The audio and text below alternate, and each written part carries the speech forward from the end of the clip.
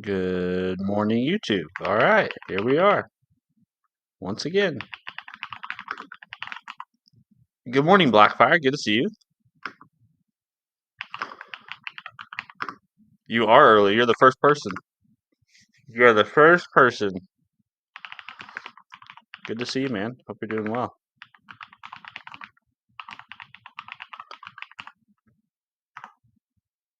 Good morning, Voltaire. Good morning. Good morning. Good morning, crew. Nice to see you. Thanks for stopping by. Oh, whoops. Sorry. There was an echo there. Good morning, Command Bar. Good morning, Imanian. Good morning, Goldow. Goldow, you're a newcomer. I don't think I've seen you here before. Glad to have you. I was looking at my phone and a useful alert was observed. Well, I'm glad you saw the alert as useful and not annoying.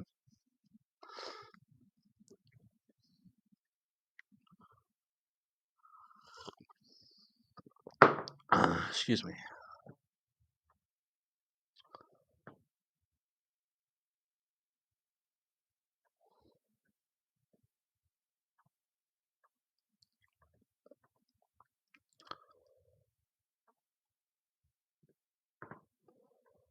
All right, let's see. Okay, we notified Discord. Nice. Bro, somebody was posting about steaks in my Discord server.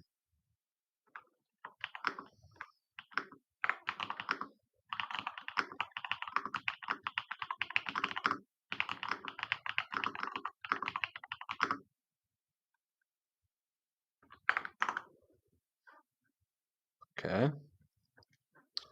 All right, we're going to do some more rusting today. More learning. More learning. Good morning, Maddie. Good to see you. Goldo, been subscribed for 3 months. Nice. Well, thanks for being a subscriber. I don't think I've seen you. Have you been in our chat before? Ilmanian, nice. I hope your food's good. Thanks for spending your meal with us. Have you really? Huh? I'm so sorry, Goldo. Don't recognize your username, but I'm glad you're here.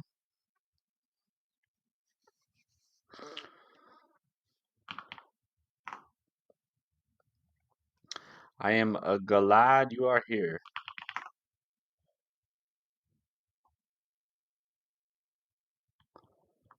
Huh. Okay, so we're going to go into rut. No, we're going to do. This should be a process monitor. I was the 14-year-old learning Lua. Nice, very cool. How's the Lua learning going? Still liking it?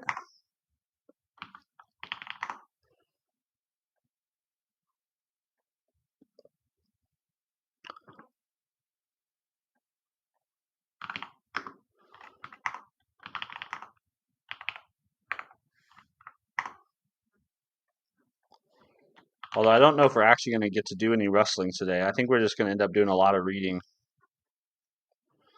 That's kind of been the theme of the last several streams is reading.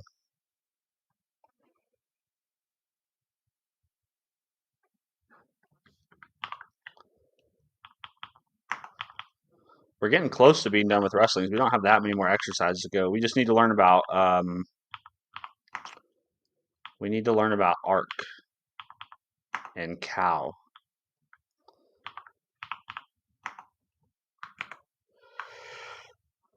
All right, we're gonna jump in here. Whew, big yawn. Reference cycles can leak memory. Oh no, memory leaks, the worst. Rust memory safety guarantees make it difficult but not impossible to accidentally create memory that is never cleaned up. This is known as a memory leak. Preventing memory leaks entirely is not one of Rust's guarantees, meaning memory leaks are memory safe in Rust. We can see that Rust allows memory leaks by using RCT and RefSLT. I got to run in a few. Have a nice stream. Thanks, Maddie. That's so kind of you. Thanks for stopping by just to say hi. Hope you have a good rest of your day, man. Have I ever used Nest.js? I have not, Tyler. I've seen Nest.js around, but I've never used it myself. And for some people that might be confused by that question, Nest.js is a completely different thing from Next.js. I know. Not great naming, but they are separate things. But I've never used it, Tyler. I'm guessing you've used it. Omani and my food.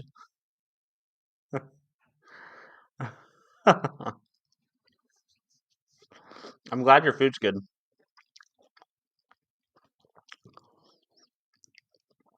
All right. Where were we? Okay.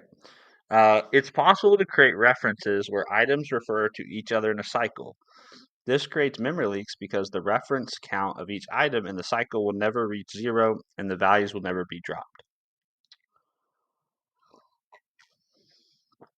This makes sense. Creating a reference cycle, let's look at how a reference cycle might happen and how to prevent it, starting with the definition of the list enum and a tail method.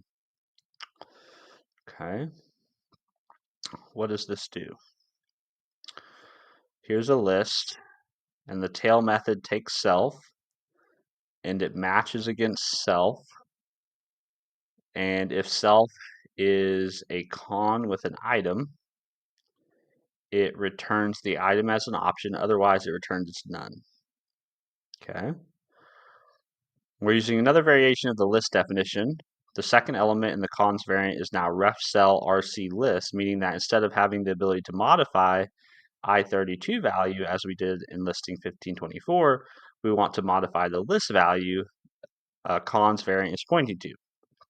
We're also adding a tail method to make it convenient for us to access the second item if we have a cons variant. We're adding a main function that uses definitions uses the definitions in listing 1525. This code creates a list in A, a list in B, then points to the list in A. And then it modifies the list in A to point to B, creating a reference cycle. There are print statements along the way to show what the reference counts are at various points in the process. Okay, initial count equals 1.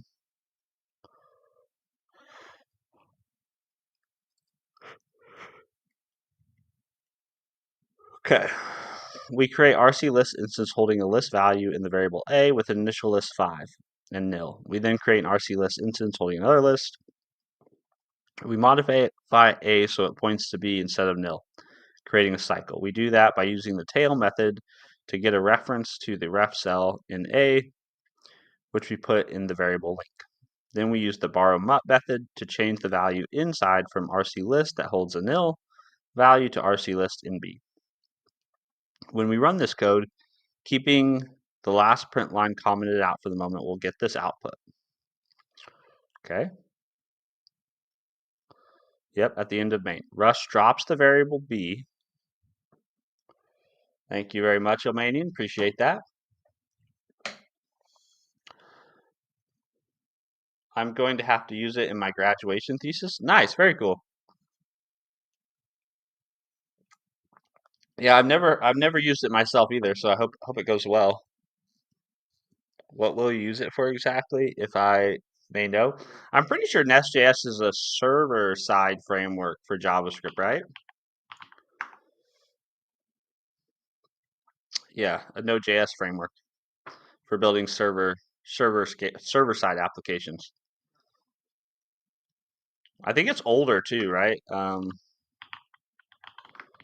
It's an older framework. 2017. I guess it's not that old. 10 years.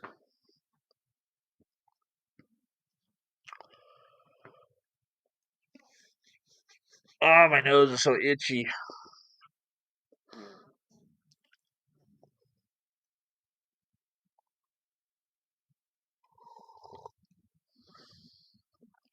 Let's see. The reference count of RC list instances in both A and B is 2 after we change the list in A to point to B. At the end of main, Rush drops the variable B, which decreases the reference count of B RC list instance from 2 to 1. The memory that RC list has on the heap won't be dropped at this point because its reference count is 1, not 0. Then Rust drops A, which decreases the reference count of A instance from 2 to 1 as well. This instance's memory can't be dropped either because the other RC list instance still refers to it. Excuse me, the memory allocated to the list will remain uncollected forever. To visualize this reference cycle, we've created the diagram in figure 15.4. So if A points to, A points to this guy, and B points to this guy, and then B points back to A. Okay, fair enough. See what's going on here. If you uncomment the last print line and run the program, Rust will try to print this cycle with A pointing to B pointing to A, so forth until it overflows the stack. Compared to a real-world program, the consequences of creating a reference cycle in this example aren't very dire. Right after we create the reference cycle, the program ends. However, if a more complex program allocated lots of memory in a cycle and held on to it for a long time, the program would use more memory than it needed and might overwhelm the system, causing it to run out of available memory. Creating reference cycles is not easily done, but it's not impossible either. If you have ref cell values that contain RC values or similar nested combinations of types with interior mutability and reference counting, you must ensure that you don't create cycles. You can't rely on Rust to catch them. Creating a reference cycle would be a logic bug in your program that you should use automated tests, code reviews, and other software development practices to minimize. Another solution for avoiding reference cycles is reorganizing your data structures so that some references express ownership and some references don't. As a result, you can have cycles made up of some ownership relationships and some non-ownership relationships, and only the ownership relationships affect whether or not a value can be dropped. We always want cons variants to own their list, so reorganizing the data structure isn't possible. Let's look at an example using graphs made up of parent nodes and child nodes to see when non-ownership relationships are an appropriate way to prevent reference cycles. We're learning about all kinds of stuff this morning. Good morning, Melty.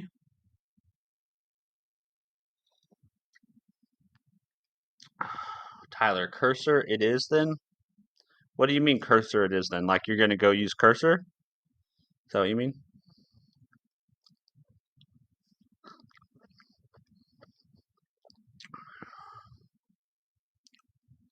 Good morning, Estefano. How are you? Tyler, yeah. Nice, very cool.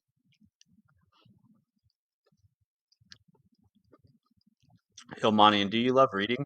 I do like to read. I don't care for reading books like this, though. They're a little dry, but I do like to read. Tyler, thanks for the follow on Twitch, buddy. Appreciate that.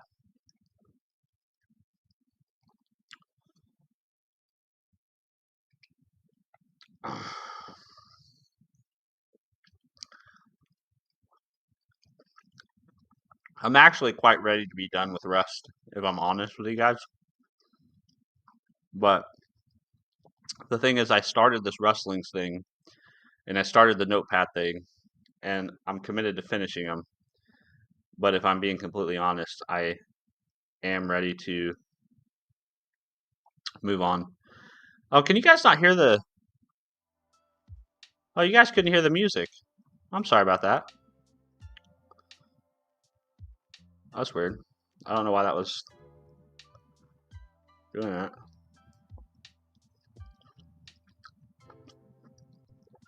Milty, I was just about to say that you've been working a lot on it recently. You gonna tackle another No, I'm not. I'm done. After we finish the Rustlings exercises and I wrap up the Notepad app, which I probably won't do much more of the Notepad on stream.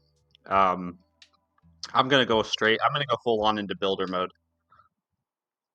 I might mix it up. Like some days I might stop and like poke around at some new technologies just as they become like I become curious about things. But yeah, I'm gonna put down learning for a little while. For learning, I guess learning for the sake of learning. I'm gonna put that down for a little while because I've spent the better part of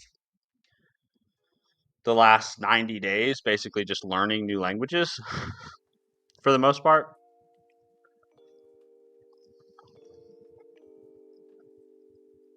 What you mean by builder mode? Oh, I just mean like actually building useful projects, like useful pieces of software.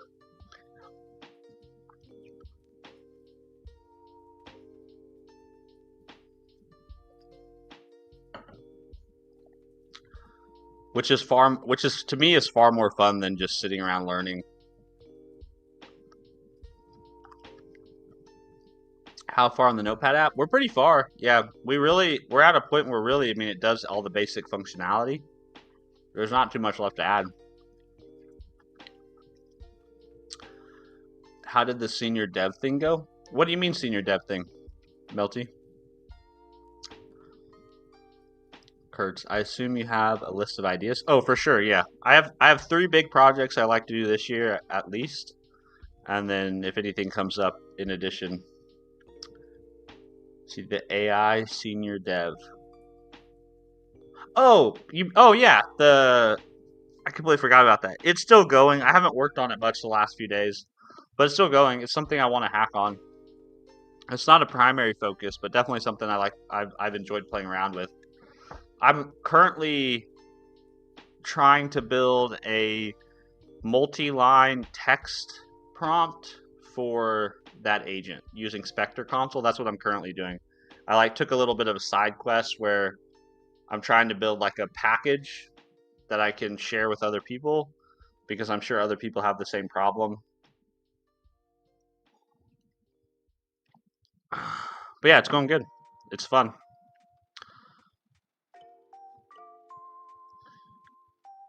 How's the Rust book going? It's going good. Yeah, it's going good. It's just a little boring, you know. It's just rote reading. Tyler, is it gonna make you any money? Probably not. No, I don't have any intention. I don't have any intention of building anything right now that will make money. Everything that I have on my ideas list is more just solving my own problems.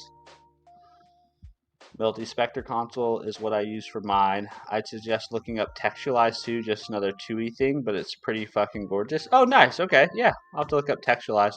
I'm using Spectre console because I really just want a console app. I don't really want a full-blown 2E. For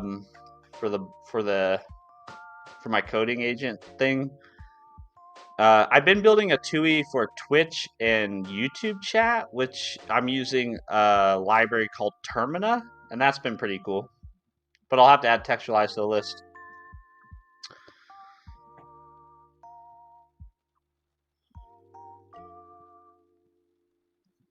Here it is. Is Steph not even a 2E, really? It's kind of nuts. Okay, yeah. I think Twitch stripped your link, though. You might post it in Discord.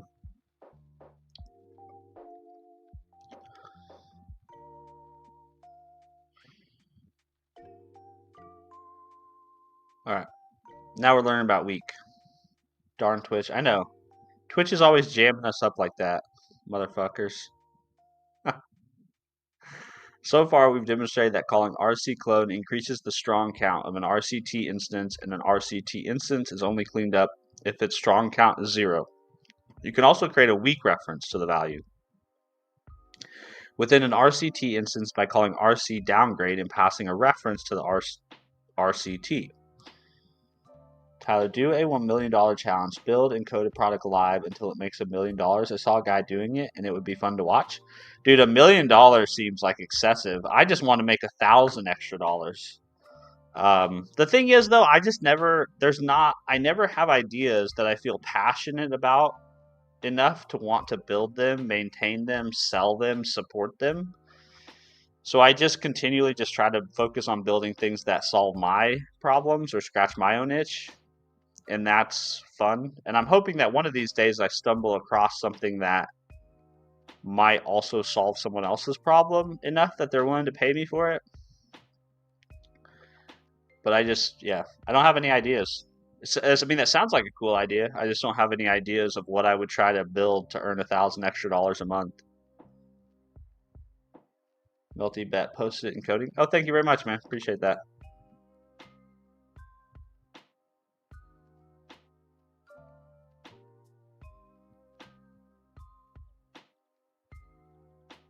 That is cool. Oh, is this for Python though? This is for Python. Melty, you know I don't do Python.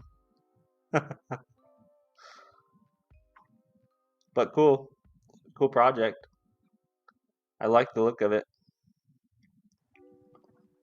I forgot, okay? I mean, there's nothing wrong with that. It's just, that's why I'm using Spectre console, is because I like C Sharp.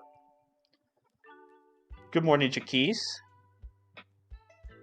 Kurtz, maybe some online services that people rely on. I know it's very general, but with some research, you may find something that people need. Subscription service. Yeah, I'm actually less interested now, like after building the Notepad app. I'm actually less interested now in selling a SaaS business. I'd much rather just sell like a one-off piece of software, like a utility, right? That does one thing and you can download it to your computer and use it, and right, like that to me is far more interesting, because like the maintenance and overhead of that type of software is so much lower than a SaaS business, right? It's like, here's a single executable, pay me $5, download it. Here's instructions on how to use it. Here's some documentation. To me, that's like far more interesting, I guess, from a business perspective.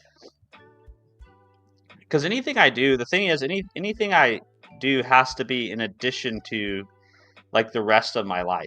So like, I'm not interested in like having 2 jobs. You know what I mean? I just want a side hustle. So I don't want to have like a full blown SaaS business that I have to water, care, and feed. Like, I want it to be as passive as possible. And so far, I just haven't come up with any ideas like that. Maybe one of these days, though. One of these days. I'm optimistic.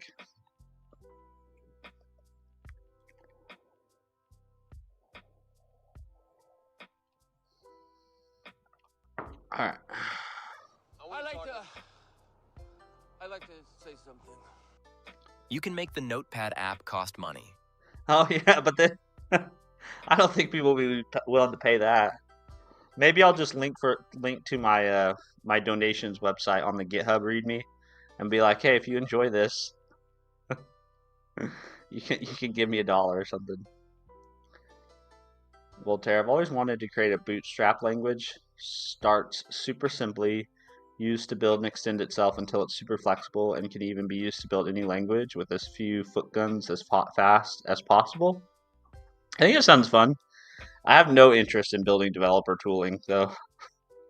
I like building tooling, but I don't want to build open source tooling for other developers to use. See you, Estefano. See you, man. Appreciate you stopping by. Why does it seem like my mic keeps peaking?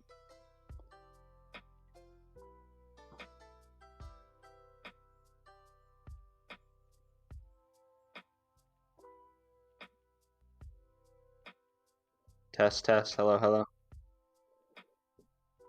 Testing, 1, 2. There we go. I think that's better. Hello. There we go. Sorry. Just testing my mic. Definitely a dog food project for me. Yeah, that'd be fun. I just don't want to. I don't want to support devs. Or at least I don't want to. I don't want to be on the hook for supporting devs on an ongoing basis, which is what you'd be signing up for with programming language, especially if it got popular.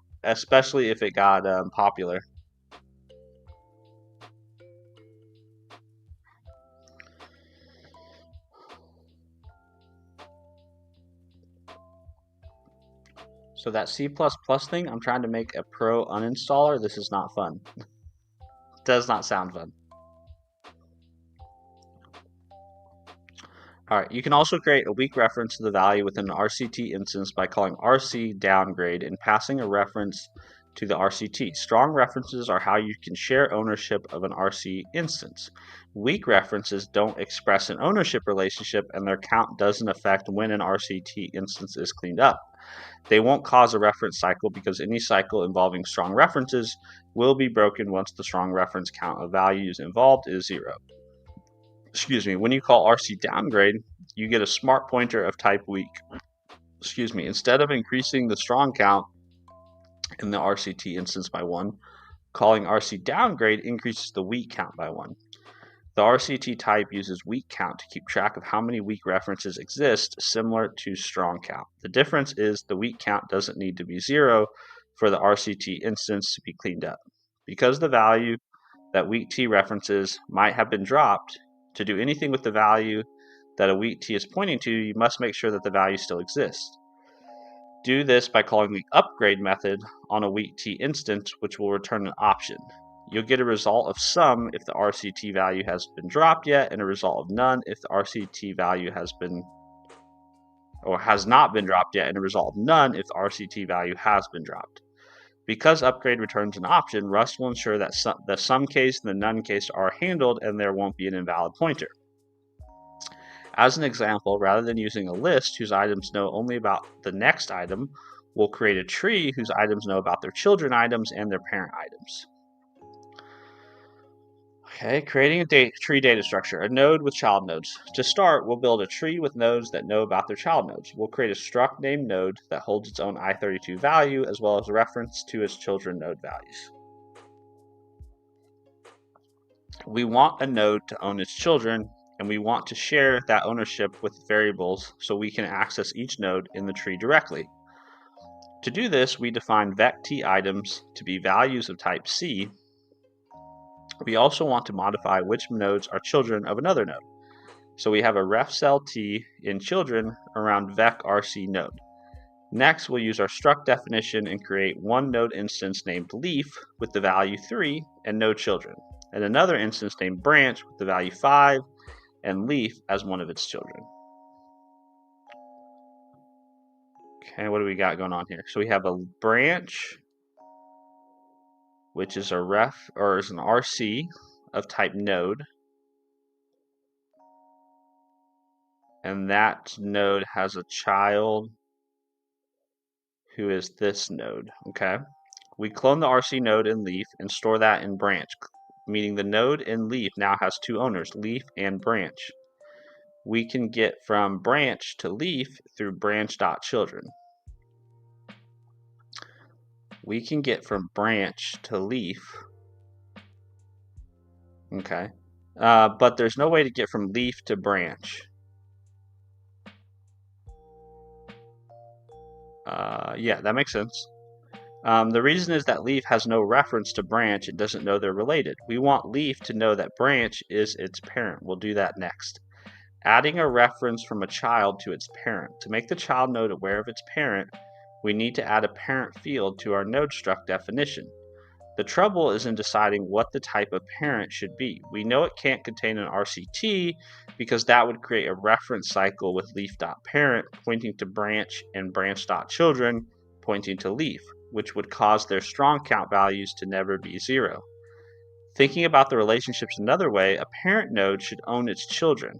If a parent node is dropped, its child node should be dropped as well. However, a child should not own its parents. If we drop a child node, the parent should still exist.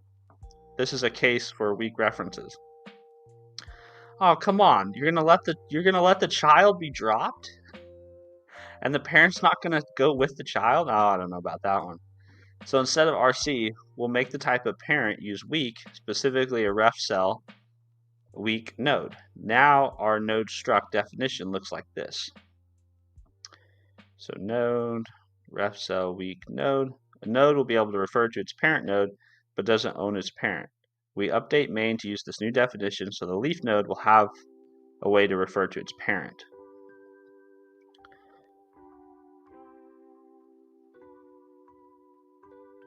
Okay.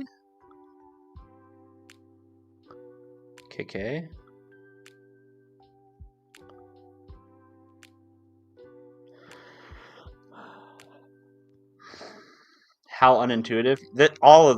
I think all of this sounds very unintuitive until you actually have to use a lot of this, you know?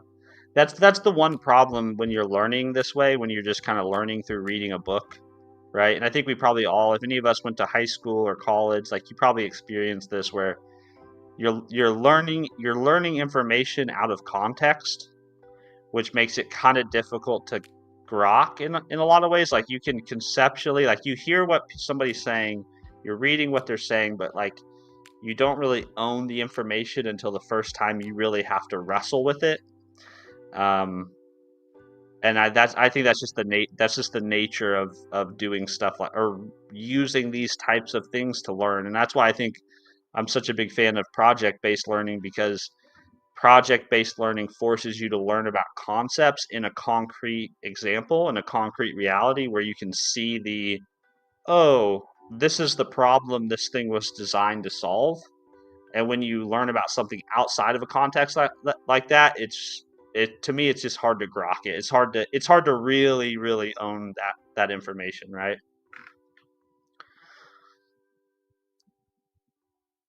Blackfire, maybe you should take a break from the book. Well, I can't take a break from the book because I can't do the wrestling's exercise until I learn about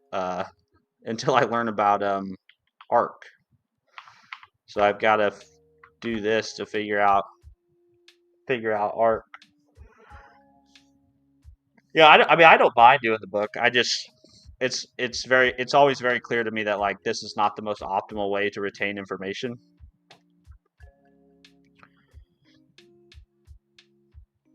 Let's see, creating the leaf node looks similar.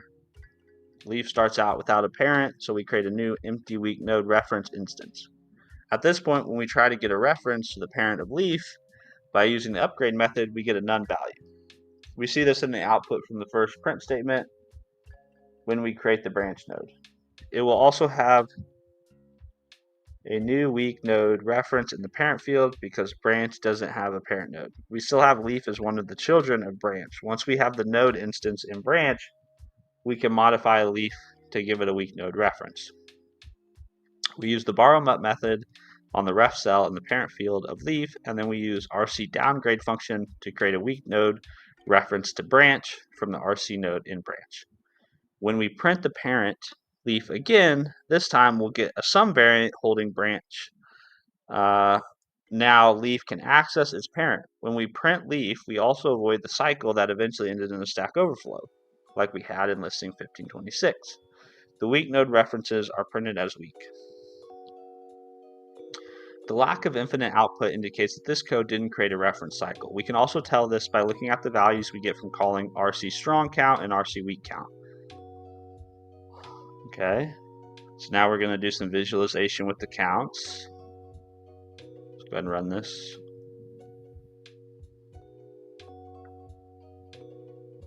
Leaf strong 1, leaf strong 2. Nice. After leaf is created, its RC node has a strong count, blah, blah, blah, blah, blah. You're basically going to tell me the same thing you just printed. When the inner scope ends, branch goes out of scope, and the strong count of RC node decreases 0, so its node is dropped. The weak count of 1 from leaf.parent has no bearing on whether or not node is dropped, so we don't get any memory leaks. Yay, no memory leaks. If we try to access the parent of leaf after the end of the scope, we will get none again. At the end of the program, RC node in leaf has a strong count of 1 and a weak count of 0 because the variable leaf is now the only reference to the RC node again. All of the logic that manages the counts and value dropping is built into RC and weak and their implementations of the drop trait. By specifying that relationship from a child to its parent, By specifying that the relationship from a child to its parent should be a weak reference in the definition of node, you're able to have parent nodes point to child nodes and vice versa without creating a reference cycle and a memory leak. Woo! Wonderful. That's pretty involved setup though to avoid a memory leak. This chapter covered how to use smart pointers to make different guarantees and trade-offs from those Rust makes by default with regular references. The box T type has a known type and points to data allocated on the heap. The RC type keeps track of the number of references to data on the heap so that data can have multiple owners. The ref cell type with its interior mutability gives us a type that we can use when we need an immutable type but need to change an inner value of that type. It also enforces the borrowing rules at runtime instead of at compile time. Also discussed were the deref and drop traits, which enable a lot of the functionality of smart pointers. We explored reference cycles that can cause memory leaks and how to prevent them using weak T. In this chapter, if this chapter has piqued your interest and you want to implement your own smart pointers, check out the Rustmonicon for more useful information. Does anybody want to go implement their own smart pointers now? Warning, this book is incomplete. Documenting everything and rewriting outdated parts take a while. See the issue tracker to check what's missing. The Dark Arts of Unsafe Rust. The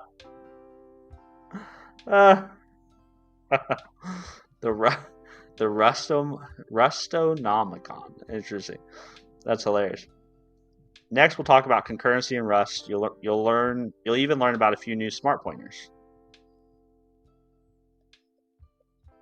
Let's see. Determine whether the program will pass the compiler. If it passes, write the expected output of the program if it were executed. Let's see. So we new up an RC. We clone it. And then we downgrade. So this is a weak reference to R2. And then we clone R1 again.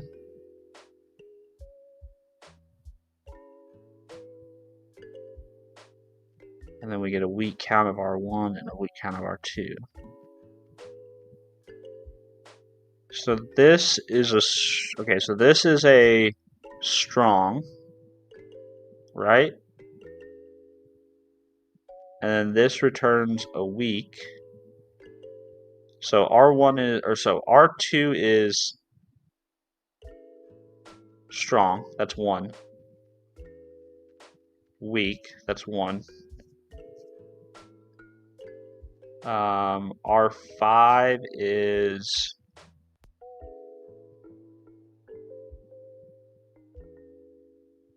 strong.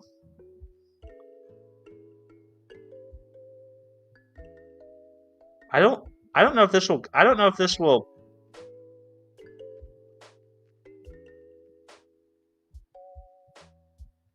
So I think weak is 0. I think the weak count is 0. I think the strong count is 2. But the scope here is throwing me for a little bit of a loop.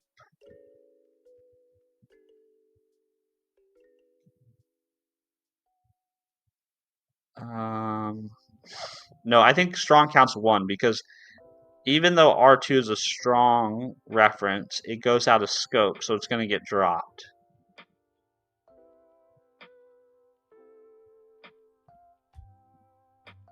Right? It's going to get dropped. And then this is a weak reference.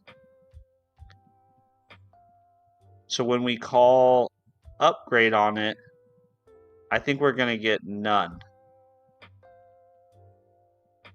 I think it does compile. I think it's 1.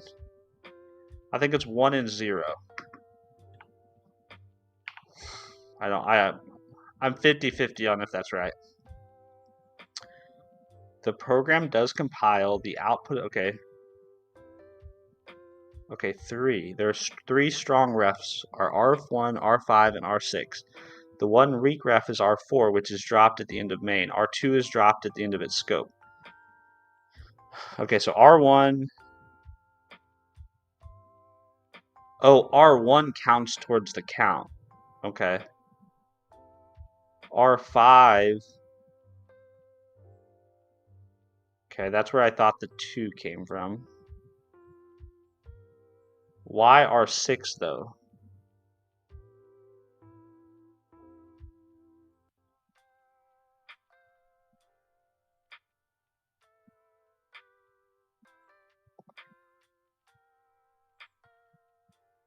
Why is...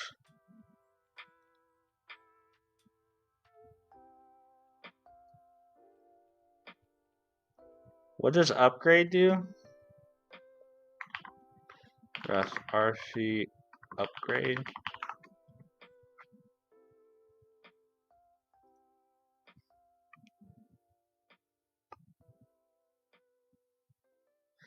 Huh. That to me seems odd. Well, where did it go? So upgrade R4.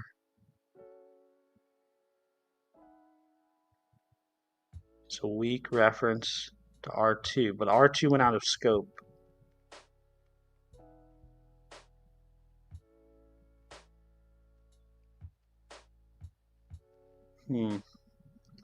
So I don't understand why. I don't understand this.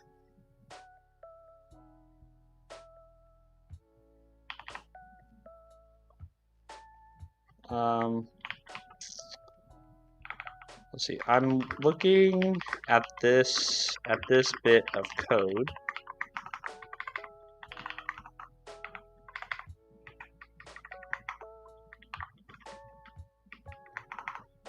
I don't understand why R4 or I don't understand why R4.upgrade results in a strong results in increasing the strong count of R1, right? Of R1 when R4 is a weak reference to R2 and and R2 has gone out of scope, I would assume R4 upgrade here returns none and thus doesn't contribute to the count. We should probably use pro too, huh?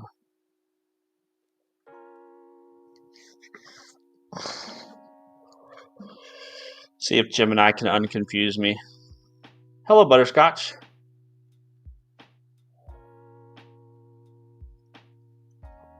They don't ref each other, but the original data. So you're saying this right here, when I do, like here, you're saying RC clone. This gives you a reference to R1. Yeah, this would be a strong. This increases the strong count of R1, and then we downgrade it, and R2 goes out of scope. But you're saying because R4 points at a weak reference of 2. Oh, okay. So you're saying when I call this, when I call this, really what I'm getting here is a weak reference to R1. Is that what you're saying?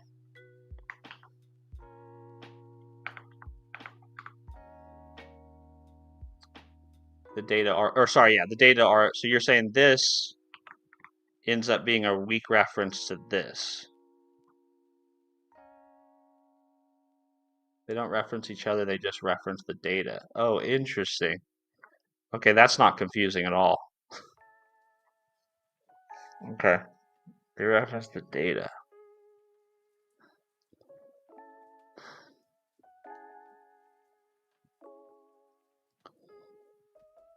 Yeah, this is what you're saying. Point to the data on the heap, not other variables on the stack. R4 is not a reference to R2.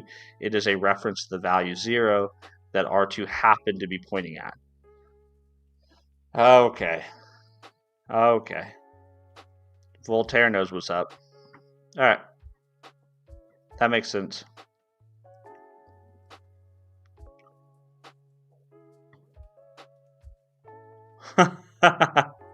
Is there such a thing?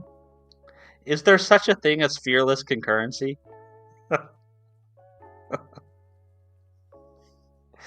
Sounds like a fantasy land.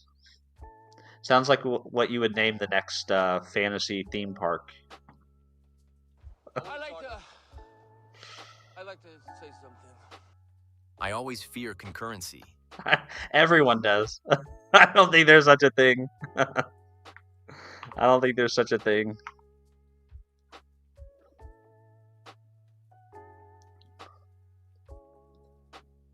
Less fear? Yeah, maybe uh less, or what would be the way to say that? Concurrency with less fear. Minimized I don't, reduced fear concurrency or something. Okay, handling concurrent programming safely and efficient is another of Rust's major goals. Concurrent programming, in which, oh, actually, hold on. Before I do that, I'm going to go refill my coffee cup.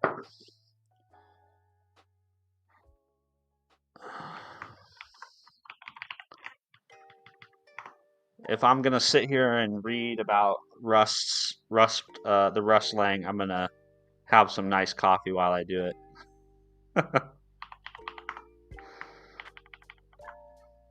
Oops.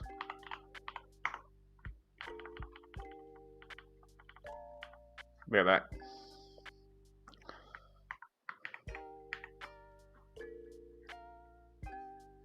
Safer concurrency? Yeah, safer. I have no idea. I don't want to be a Rust dev. Alright, I'll be right back.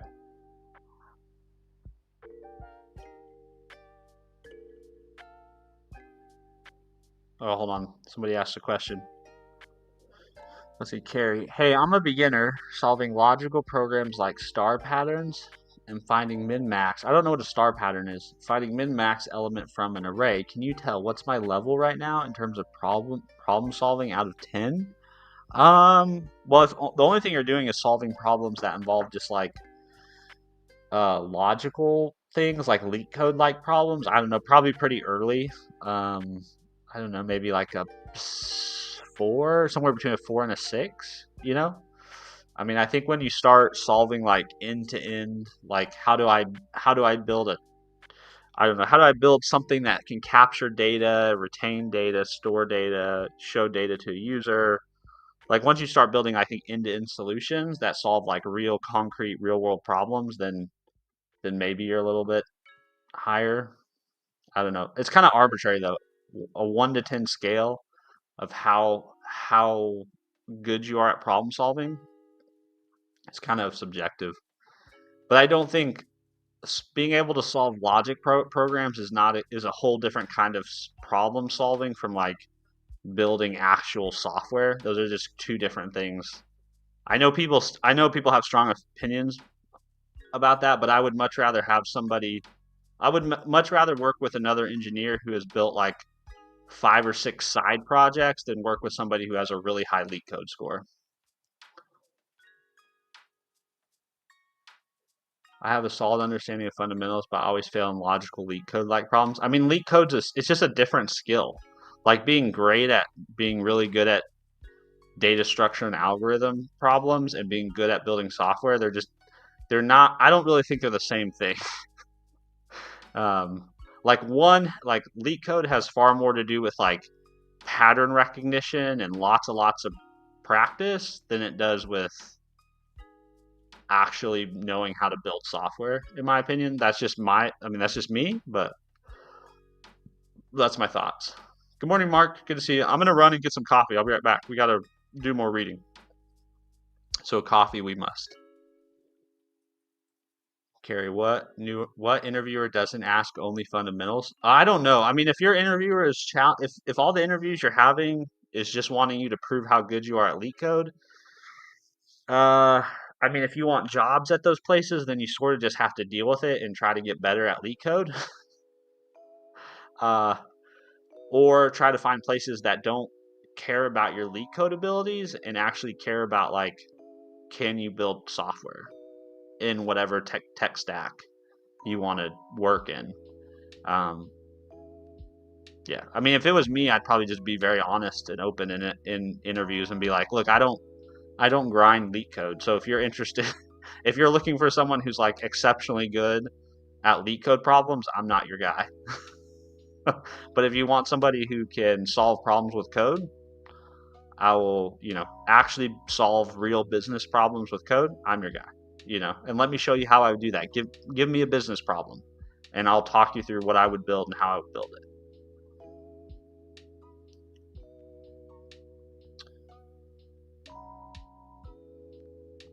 Right now I'm working on .NET ecosystem. Nice. Yeah, I love .NET. C# is awesome. Voltaire, depends. If you're under the gun, then you want people who can solve the problems you will have, but if you have time to learn from, if you are going to work closely with them. Yeah, I don't know. I don't think LeetCode's a very good proxy for how somebody would do in an actual job situation. That's just me, but I'm sure people have arguments for why. I think a lot of people use LeetCode as screening tools because it's low effort for them. Like it's very low effort to just copy and paste a LeetCode into a, you know, I don't know what's the software a lot of interviewers use, CodePad or something like that. It's a very easy way to prep for an interview. It's much more difficult to like set up a business problem and scaffold a project and like introduce the person to a code base, and you know what I mean?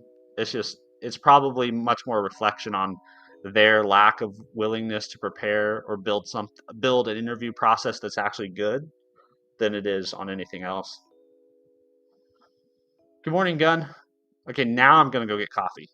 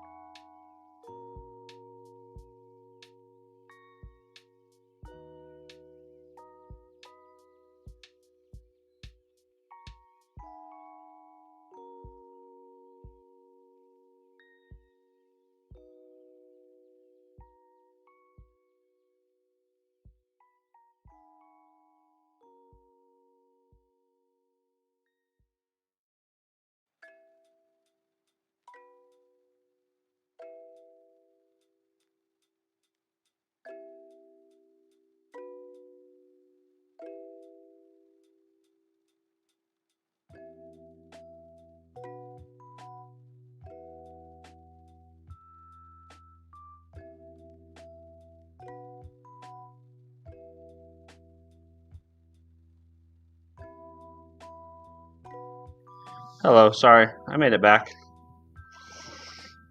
I did not get lost, I promise.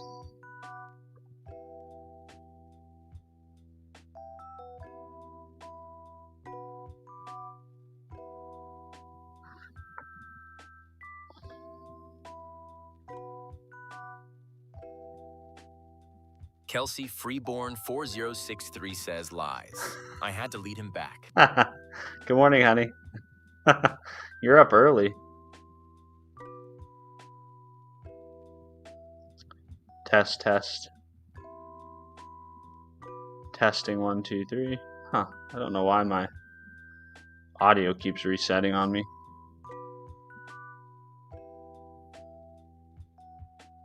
Test, test. There you go. Just hate it when my mic peaks.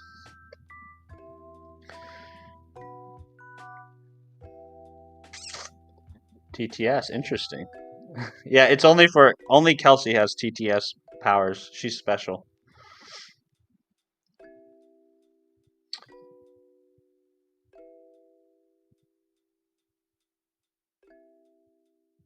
Ah, yes, I came and you go coffee. Yes, I plan it. I line it up. I basically wait for Gun to come and then I take a coffee break. Carrie, I'm from India, by the way. They only shortlist only DSA candidates. Eesh. Well, I guess that's your only path forward is to get good at DSA then. I don't know what's wrong with these people. It's been 2 years. I graduated, didn't get a job. Now I'm struggling with this. People always taunt you when you call yourself a software developer. Oh man, don't allow other people to tell you what you can and can't be. Not earning money. Yeah, you gotta solve that one. Definitely have to earn some money. Maybe you have to get a job that isn't really the job you want, but eventually leads to the job you want.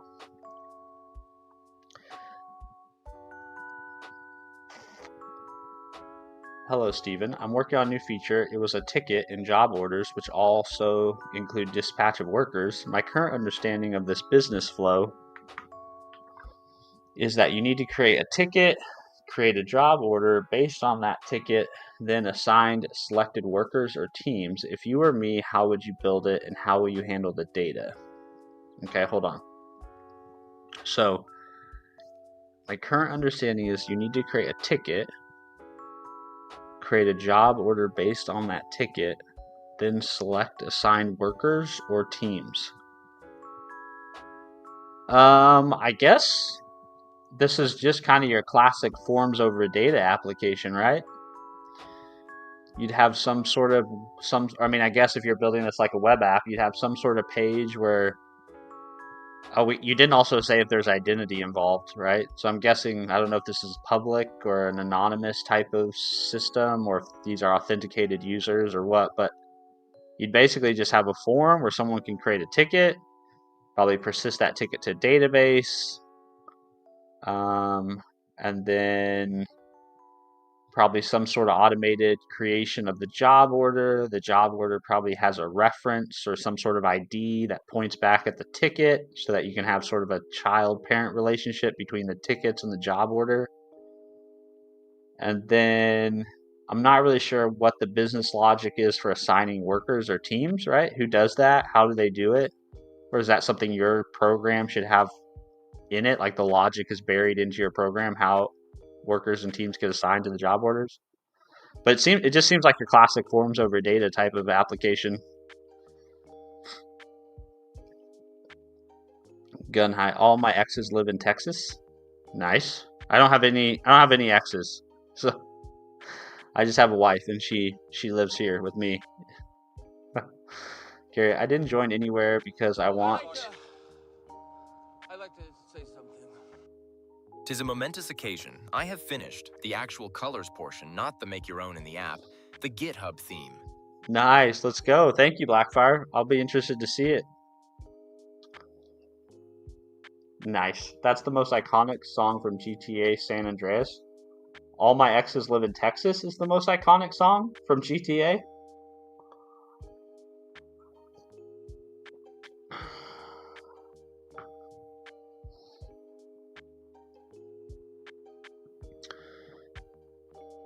Of course it is. I don't even know what songs are on GTA 6.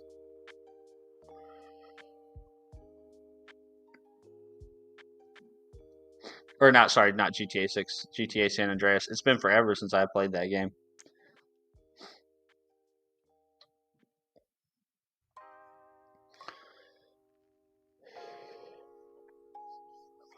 Alright, back to reading about concurrency. Hold on to your hats because this is going to be terribly exciting. Can we leave Windows in 2025? Hello, clever lords. Good to see you. No, we're not. We're not leaving Windows. We're gonna stay on Windows. We'll probably never leave Windows. We will probably add Linux to the mix, but we probably won't ever leave Windows. I know it's painful. I know it's a painful experience for you guys. I get it.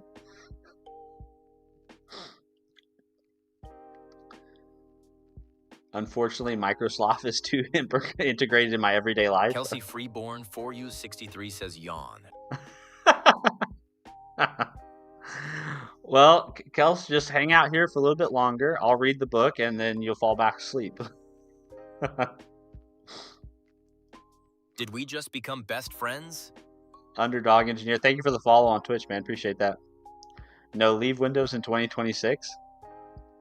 Clever lords love that. Yeah, we'll probably add Linux to the mix. I'll probably have a computer that's a Windows machine and a computer that's a Linux machine. I just haven't decided what I want to spend my money on. I haven't decided if I want a laptop, if I want to upgrade my desktop situation. I haven't really decided. So right now I'm just continuing to try to save my money. All right, concurrency it is. Here we go. Handling concurrent programming safely and efficiently is another of Rust's major goals. Concurrent programming, in which parts of a program execute independently, and Kelsey parallel Freeborn programming. 4U63 says do all of them. I would love to, honey. Unfortunately, I've got to figure a way to make more money to execute on all that. This is why it's not good that there needs to be somebody in the relationship that says no. That says no to all my computer habits. No, you don't need another computer. Are becoming increasingly important as more computers take advantage. Okay, I have two systems and I'm exhausted. Use only laptop, then connect with all the monitoring. Nice. In which different parts of a program execute at the same time. Are becoming increasingly important as more computers take advantage of their multiple processors. Historically, programming in these contexts have been difficult and error-prone. Rust hopes to change that. Initially, the Rust team thought that... Kelsey Freeborn 4063 says no. Do all of it. No.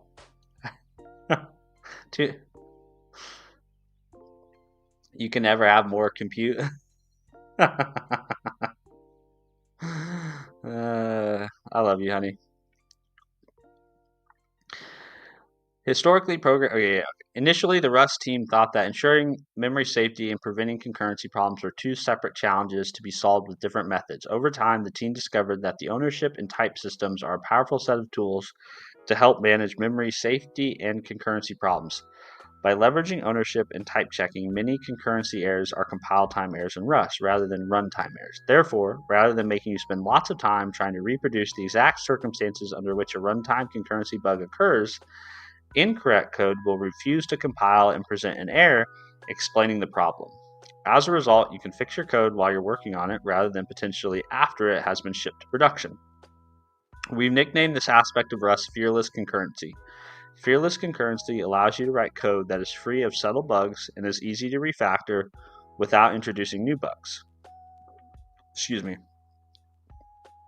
For simplicity's sake, we will refer to many of the problems as concurrent rather than being more precise by saying concurrent and or parallel. For this chapter, please mentally substitute concurrent and or parallel whenever we use concurrent. In the next chapter, where this distinction matters more, we'll be more specific.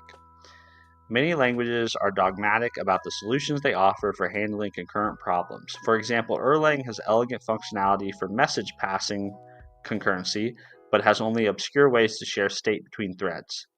Supporting only a subset of possible solutions is a reasonable strategy for higher level languages, because a higher level language promises benefits from giving up some control to gain abstractions.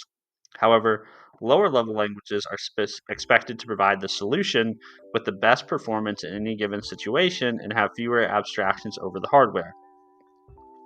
Therefore, Rust offers a variety of tools for modeling problems in whatever way is appropriate for your situation and requirements. Oh, nothing like multiple ways to skin the cat. Clever lords. Oh, I see now. Just write better. C. Yeah, basically.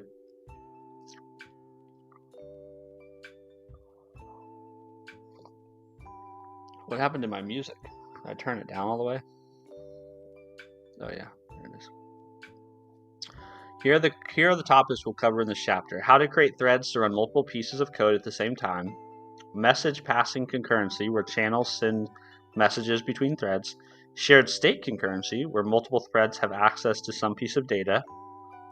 The sync and send traits, which extend Rust concurrency guarantees to user-defined types as well as types provided by the standard library. So when do we talk about ARC? That's what I want to know. That's all I want to know so I can do the next. When do we talk about ARC? I'm guessing it's in this chapter.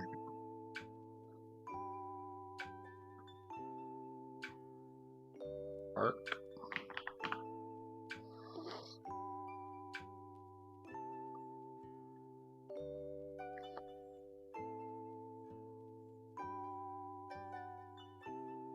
Oh, here it is. ARC is a type. Yeah, that's where it is.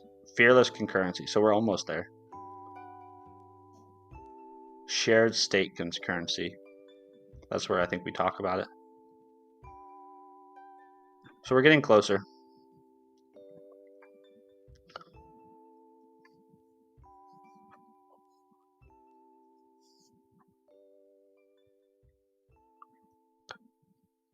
Using threads to run code simultaneously. In most concurrent operating systems, an executed program's code is run in a process, and the operating system will manage multiple processes at once. Within a program, you can also have independent parts that run simultaneously. The features that run these independent parts are called threads. For example, a web server could have multiple threads so that it can respond to more than one request at a time. Splitting the computation in your program into multiple threads to run multiple tasks at the same time can improve performance, but it also adds complexity. Because threads can run simultaneously, there's no inherent guarantee about the order in which parts of your code on different threads will run. This can lead to problems such as race conditions, deadlocks, and bugs. Rust attempts to mitigate the negative effects of using threads, but programming in a multi-threaded context still takes careful thought and requires a code structure that is different from that in programs running in a single thread. See, this is another reason why I think JavaScript became so popular, right? You're talking about development in a single threaded context, which while they do support concurrency, it's still a single threaded context.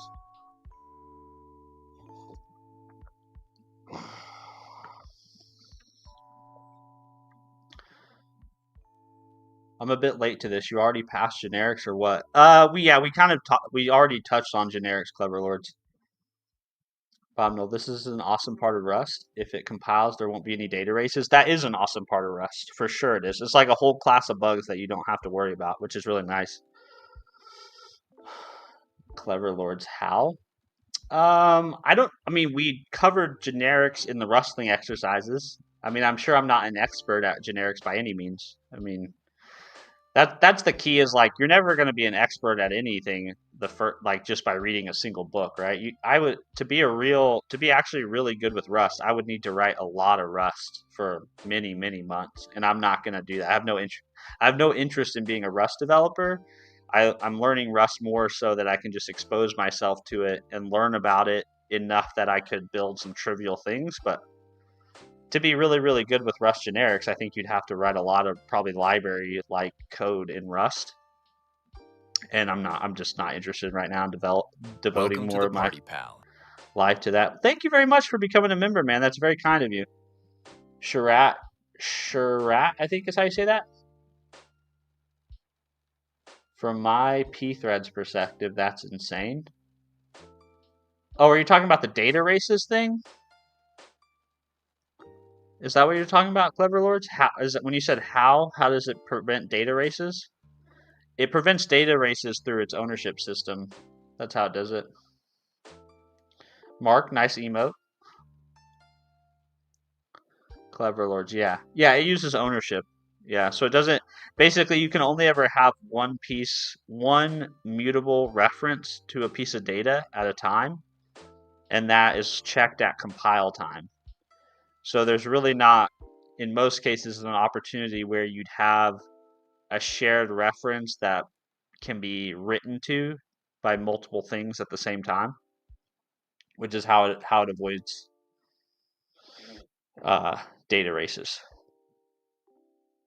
or I guess I should say race conditions is how it avoids race conditions.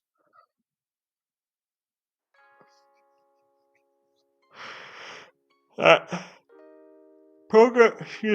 Programming languages implement threads in a few different ways, and many operating systems provide an API the language can call for creating new threads. The Rust standard library uses. Man, every time you guys have a topic about Rust, my brain ain't braining, bro. Yeah, it's super complicated. Melty, you might need more coffee. I have coffee right here. I'm drinking. This is my second shot. Mark Manansala is telling you to drink some coffee. Thank you very much, man. I prefer the caffeinate command over the water command, so yeah. Go ahead and send all the caffeinate. Redeem all the caffeinate rewards you want.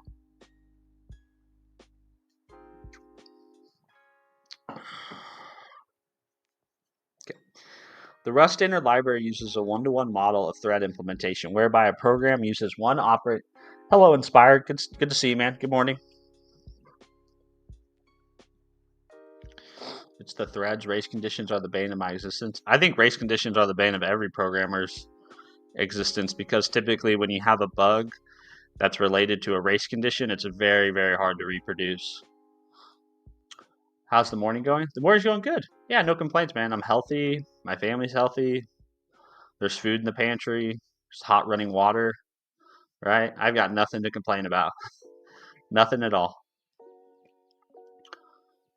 Bob, there's another layer to it. It knows through traits which data can safely be sent or shared between threads. Okay, so that's the part that I don't know about yet. So that's, I guess, the layer we're getting ready to learn about. Mark, are you putting sugar in your coffee? Not today. Sometimes I do. Sometimes I sweeten up my coffee, but most of the time I just drink it black.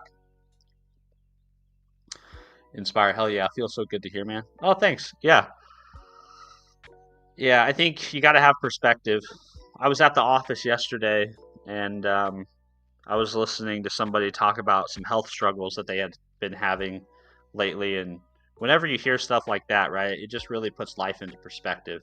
It's very easy to start getting frustrated and complain about small what are really small things, whether they be small things at work or small things in your personal life. And when you hear people that are really struggling with actual real problems, you realize that you really shouldn't focus so much time on the negative bits of life, and you should really focus on everything you have and everything you've been able to experience, and not the things that you don't have and haven't experienced yet. Blessed. Exactly. Yep. Perspective, gratitude, and perspective. You can just be happy. It's a choice. It really is, Inspire. It really is. It's a choice. Yep. It's 100% a choice. And I think it helps to try to surround yourself with people who also have that same attitude, right?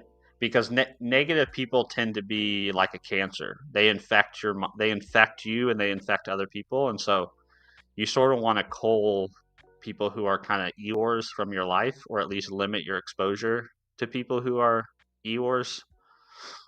Andrew Human, there's actually a TikTok that I watch quite a bit, which I know people have their feelings about Andrew Huberman and what he thinks about certain things. But there's this TikTok that I often watch that I really, really like the way he says it. Right here. Someone I really respect said this. There are basically two kinds of people in life.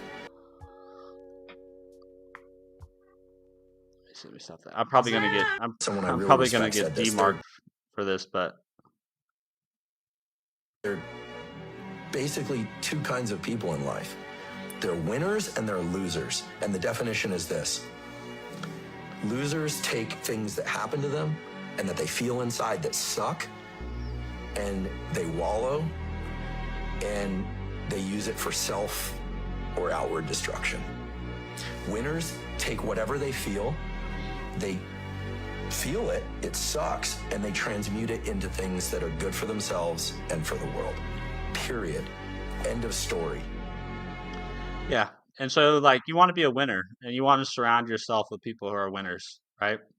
You want people who are positive and uplifting and have perspective and are grateful and are motivated and optimistic.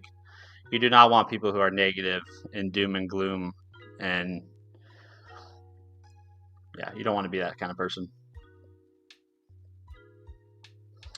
Huberman is sound most of the time. Oh, for sure, yeah.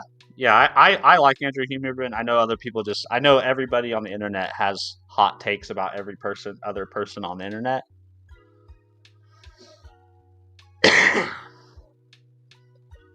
That's why I set my alarm for 5 a.m. just to join the stream, get my daily dose of positivity. Well, that's super nice of you to say, Bob. I hope that comes across. I hope I can help be one of those people in this world. So thank you for saying that. Mark, oh, I'm a Cancer. Sorry, guys. I'll try to be good. I don't think you're a negative person, Mark. I think all your interactions here have been very positive. No, I get what you were saying. Let's see. It's hard to learn coding when I only have 30 minutes on the computer each day. That is hard, Stephen Jailborn. That is very hard, Stephen Jailborn. 30 minutes is difficult, but it can be done, right? It can be done. It just will take you longer. Yeah, it'll just take you longer. I mean, you could always go old school and like go back to handwritten code.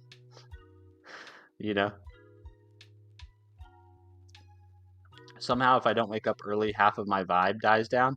I feel you, man. I feel the same way about exercise. If I don't get an opportunity to exercise, that can fuck with my vibe. For sure.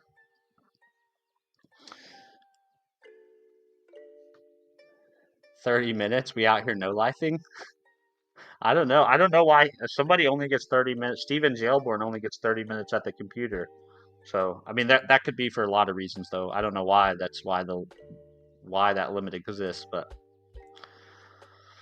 also whoever took the time to make the Steven Jailborn account, like respect, man.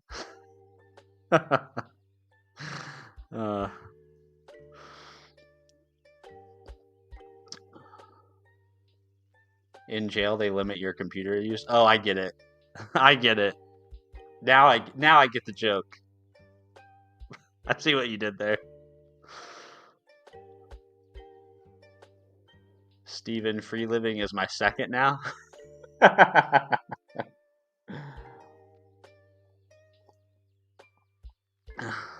That's so funny. The Rust standard library uses a one-to-one model of thread implementation, whereby a program uses one operating system thread per one language thread. Shira, I am new to programming. Like, it's really tough for me to understand what you're doing. Feels complicated stuff. I just don't let that overwhelm you, though, because it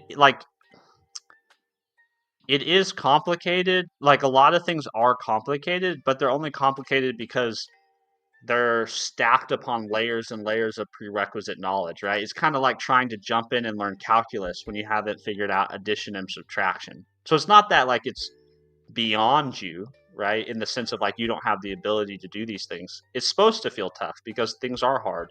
But when you like layer the prerequisite knowledge over time, right, that helps make the complicated things start to seem less complicated, right? So yeah, what Clever Lord said, it just takes time. So if you're new, it's totally normal to feel overwhelmed.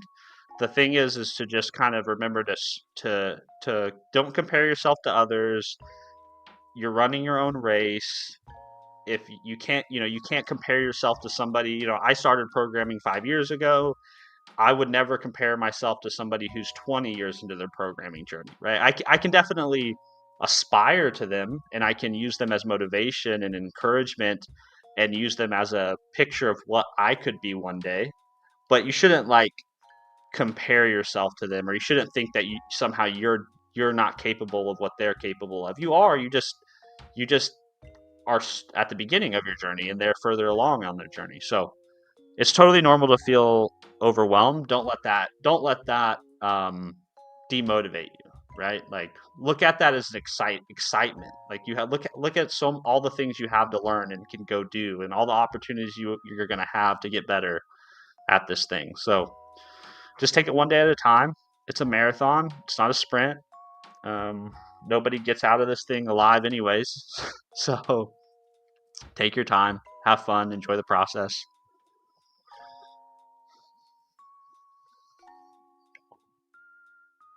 It's Easy Gaming. Good to see you. Good morning.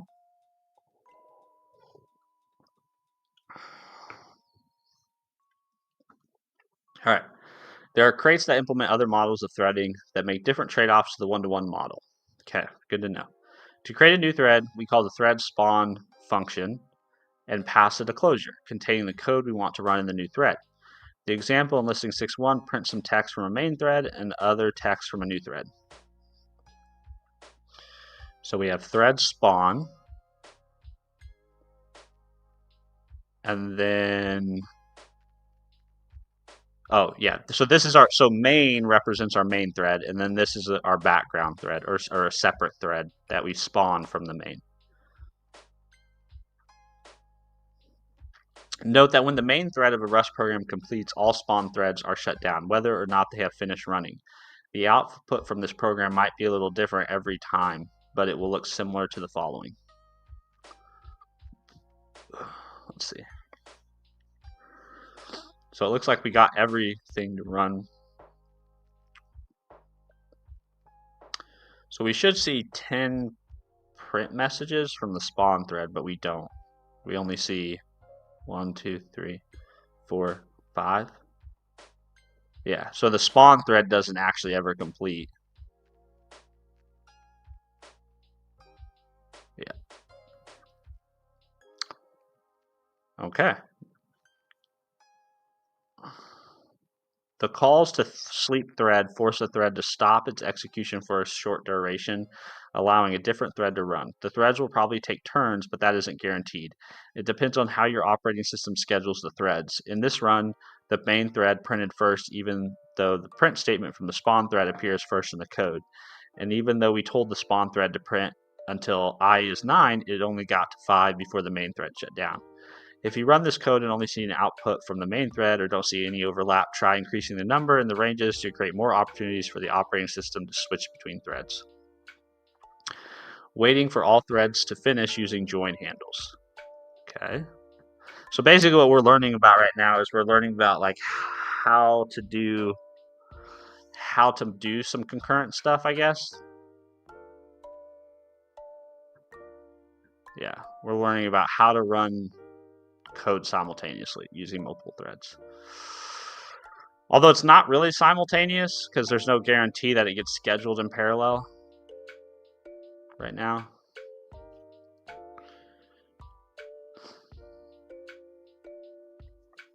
Where was I? It was down here somewhere. Yeah, joining. I wonder what happens if you run it on a Threadripper. I have no idea, man. Steven, guess what? What, Mark? Derek, good morning. What advice would you have for moving from higher level to lower level language? Well, man, I'm on the journey as well, Derek. I don't think I have any good advice at the moment. I'd like to say something.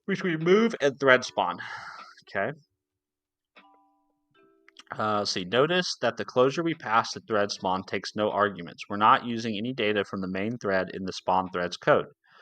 To use data from the main thread in the spawn thread and the spawn thread's closure must capture the value it needs. Listing 16.3 shows an attempt to create a vector in the main thread and use it in the spawn thread. However, this won't work yet, as you'll see in a moment. Okay, so here's our list of numbers. We're trying to print them in a separate thread, and then we're blocking until this thread runs. The closure uses V, so it will capture V. Because it runs this closure new thread, we should be able to access V inside the new thread. Excuse me, but when we compile, we get this following error. Closure may outlive the current function, but it borrows V, which is owned by the current function. Okay. Rust infers how to capture V, and because println only needs a reference to V, the closure tries to borrow V. However, there's a problem. Rust can't tell how long the spawn thread will run, so it doesn't know whether the reference to V will always be valid. 6.4 provides a scenario that's more likely to have a reference to V that won't be valid. Yes, okay, understood. If Rust allowed us to run this code, there's a possibility that the spawned thread would be immediately put in the background without running at all. The spawn thread has a reference to V inside, but the main thread immediately drops V using the drop function. Then, when the spawn thread starts to execute, V is no longer valid, so a reference to it is also invalid. Oh no. To fix the compiler error, we can use the error message's advice. To force the closure to take ownership of V and any other reference variables, use the move keyword. By adding the move keyword before the closure, we force the closure to take ownership of the values it's using rather than allowing Rust to infer that it should borrow the values. The modification of listing 16.3 shown in listing 16.5 will compile and run as we intend.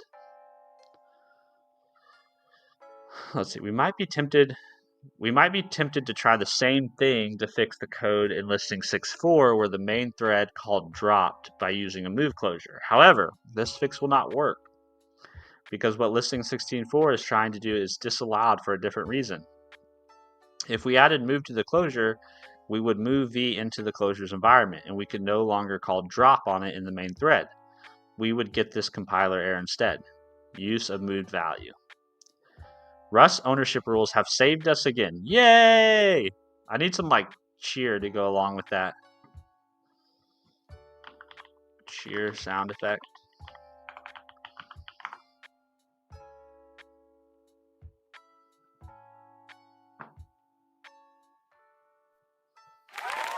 Yay! Rust ownership rules have saved us again. Cheer 100. Thank you, Voltaire, for the bits, man. That was nice of you. I'd like to say something.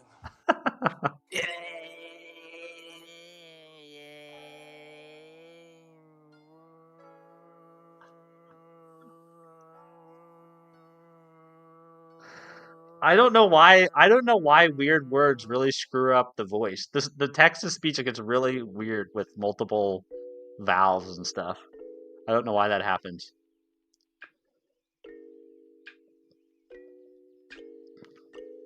So compiler is your co-pilot, basically. Yeah, basically saves us.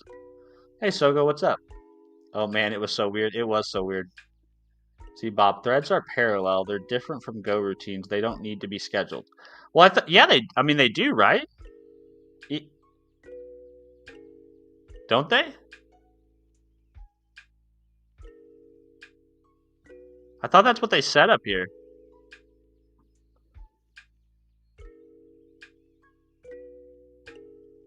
Where's the I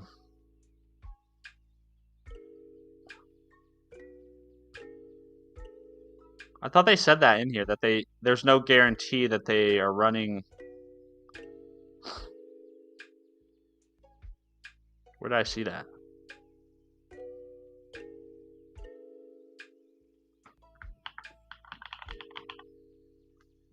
Yeah.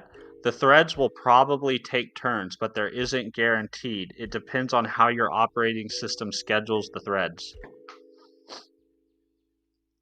Yeah. Like there's no guarantee, or at least currently the way they're. I'm sure there's probably a way to affect that or to take control of that. I'm guessing in some way. Like in C sharp kind of has a similar concept. Like their model's like wholly completely different than this, right? But they use the task model. I mean, you can work with threads directly, but most people don't. Like you're not really. That's not really the best practice.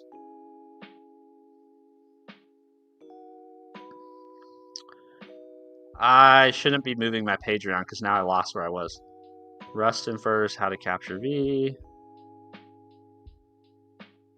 What were we talking about? We were here. This is where we were. This is where we were. Clever words. We can use ulimit. Limit thread / core. I don't know what that is. Ulimit? I've never heard of that. Size sheriff. Rust, standard thread are OS threads. There's no guarantees because it relies on the OS scheduler. Yeah. Okay. Very cool. Clever. Maybe I'm wrong. Sorry, man. Didn't expect that to happen. Ruin the vibe. You didn't ruin any vibes, man. That was hilarious. Send all the text-to-speech you'd like. It brings me joy in my mornings.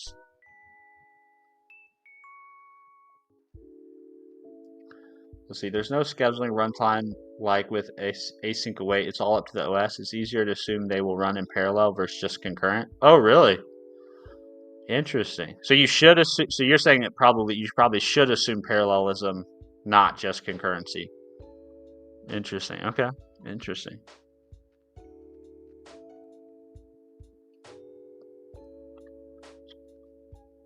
Let's see. You should be built into any Linux distro. Oh, very cool. Yeah, I've never heard of ulimit.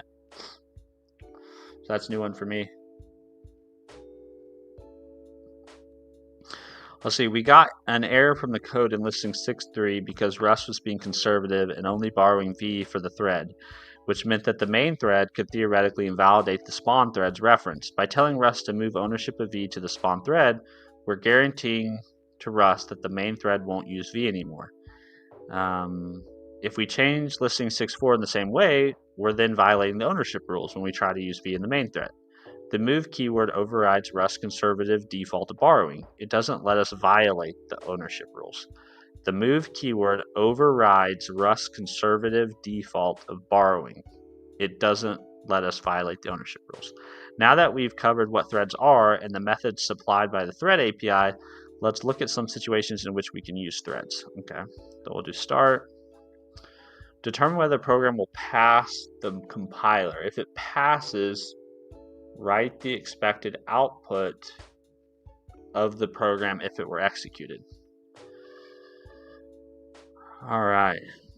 So we have a mutable reference to n.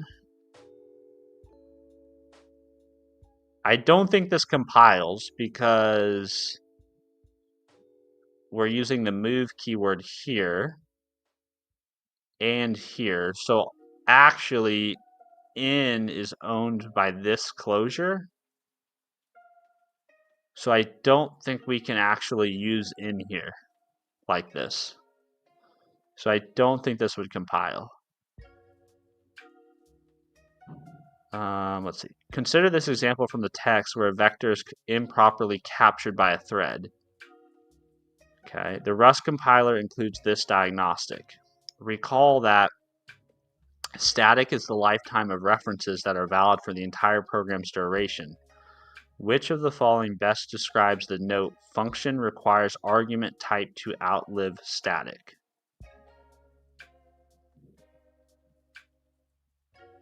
Function requires argument type to outlive static.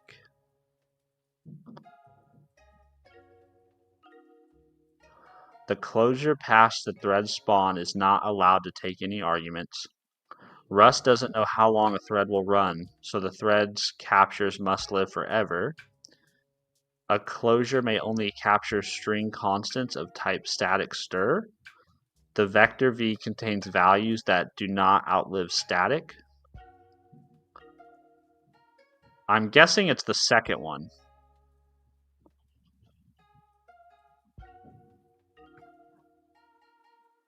Okay, you can either retry. So we have 1 out of 2 correct. The program does not compile. So that one. So why does the program compile? I guess I wouldn't expect us. The reason why I said it doesn't compile is because I would expect this to.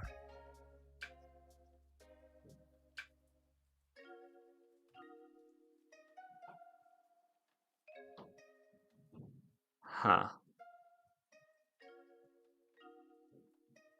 Let's see what the explanation is. The move keyword causes in to be copied into the closure. So the assignments in equals in within have no oh, yeah, because we're just dealing with an integer. So I wonder would this wouldn't still work if this wasn't. Let's see.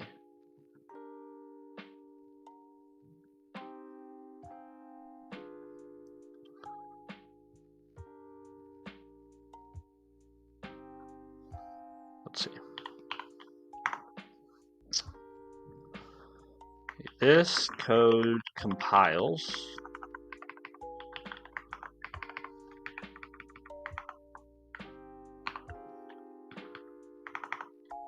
In this case, in is copied when moved into the closure. But what if in was some sort of struct?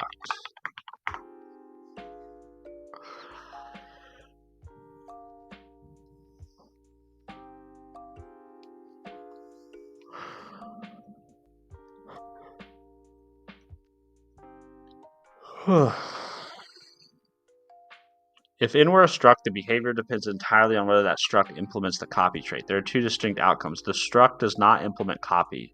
By default, structs in Rust are not copy. If you use the move keyword with a non-copy struct, ownership is transferred into the closure. Once moved, the variable in the outer scope is considered uninitialized and cannot be used again. Your code would fail to compile because the main thread tries to use in after it has already given it away to the spawn thread. I see. Okay. So if it implements copy,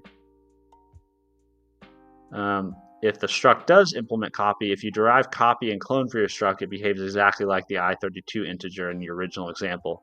The data is implicitly bitwise copied into the closure. The in and the thread and the in and the main function become two completely independent pieces of data. Okay, so that's something I need to remember better. Is this thing being copied? Is it not being copied? Okay. I understand where I went wrong. Clever Lord Zen good, but Zen slow and RAM. Bob, is that Edge? It looks slicker than I remember. This is Edge, yeah. I got rid of Zen browser because they changed how the window behavior works.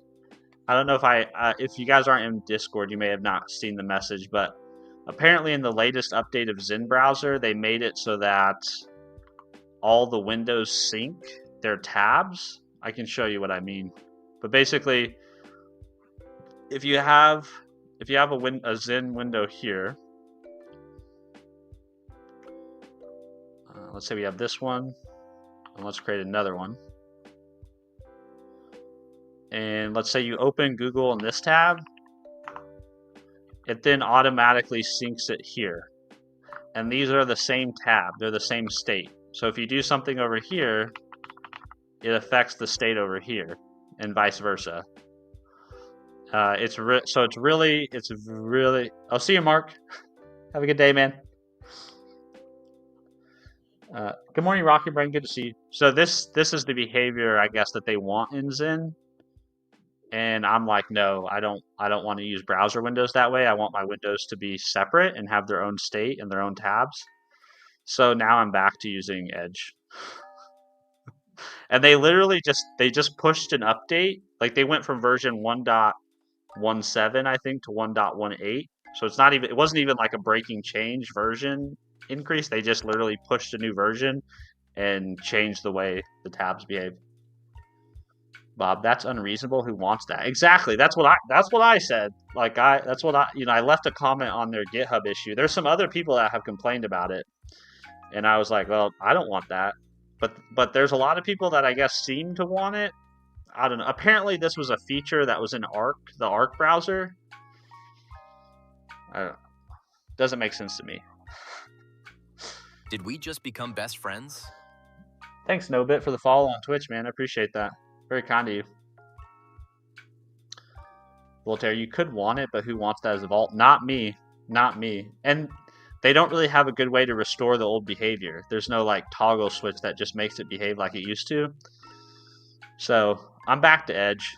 The only thing I wish Edge would do like Zen is, I mean, the one thing that I really liked about the Zen browser is I like the fact that there's a new update for Zen. I like the fact that the Zen browser allows you to collapse this all the way and also collapse the top bar all the way. So that's the only thing I wish Edge would allow me to do, so that you could have the most minimal appearance on screen. But yeah, I'm okay with it. I'm okay with going back to Edge. It was a fun run.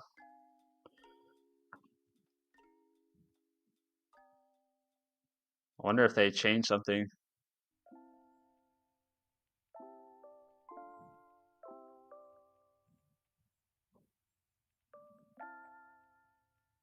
Huh.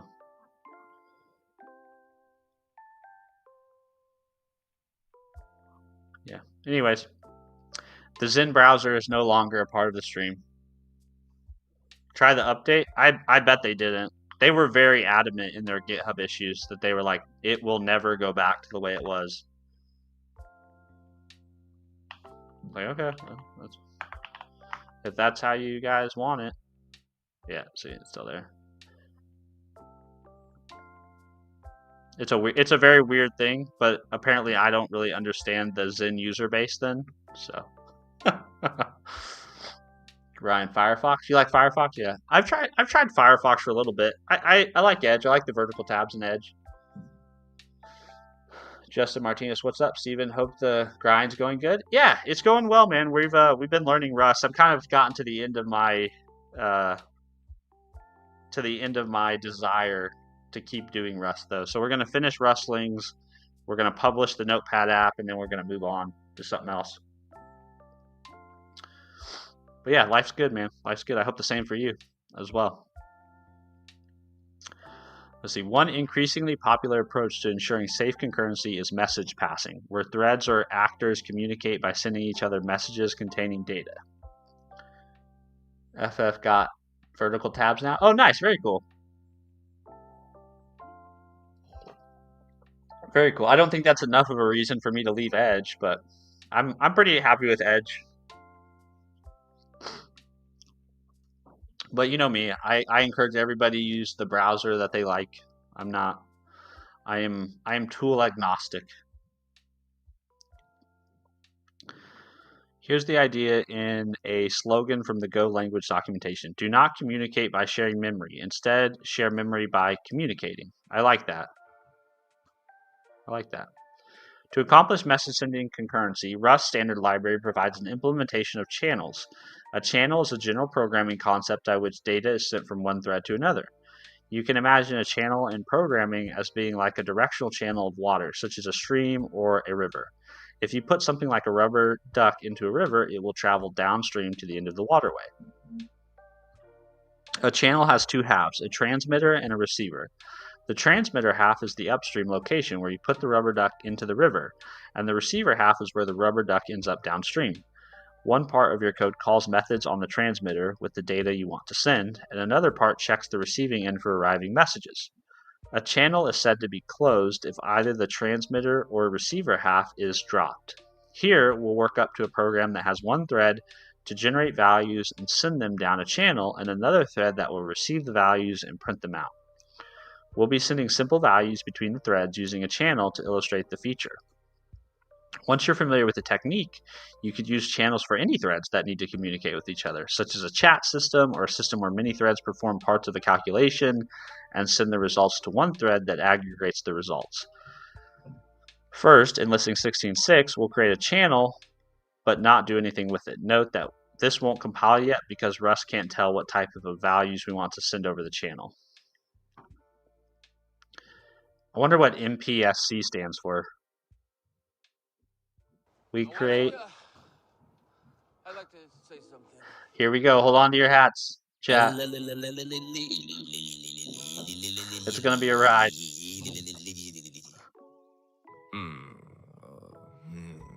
Multi-producer, single consumer. Okay, nice.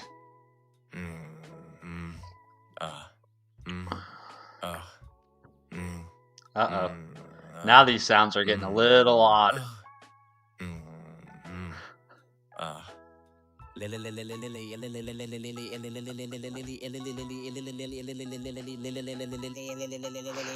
kind of take offense to the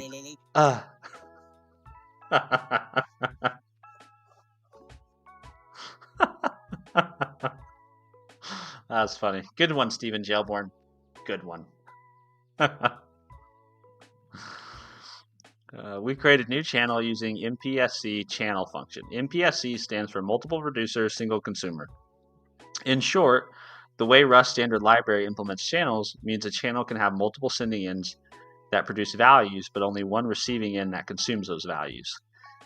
Imagine multiple streams flowing together into one big stream. Everything sent down any of the streams will end up in one river at the end. We'll start with a single producer for now, but we'll add multiple producers when we get this example working. Very cool. You're welcome. You're welcome, Stephen Jailborn. You're welcome.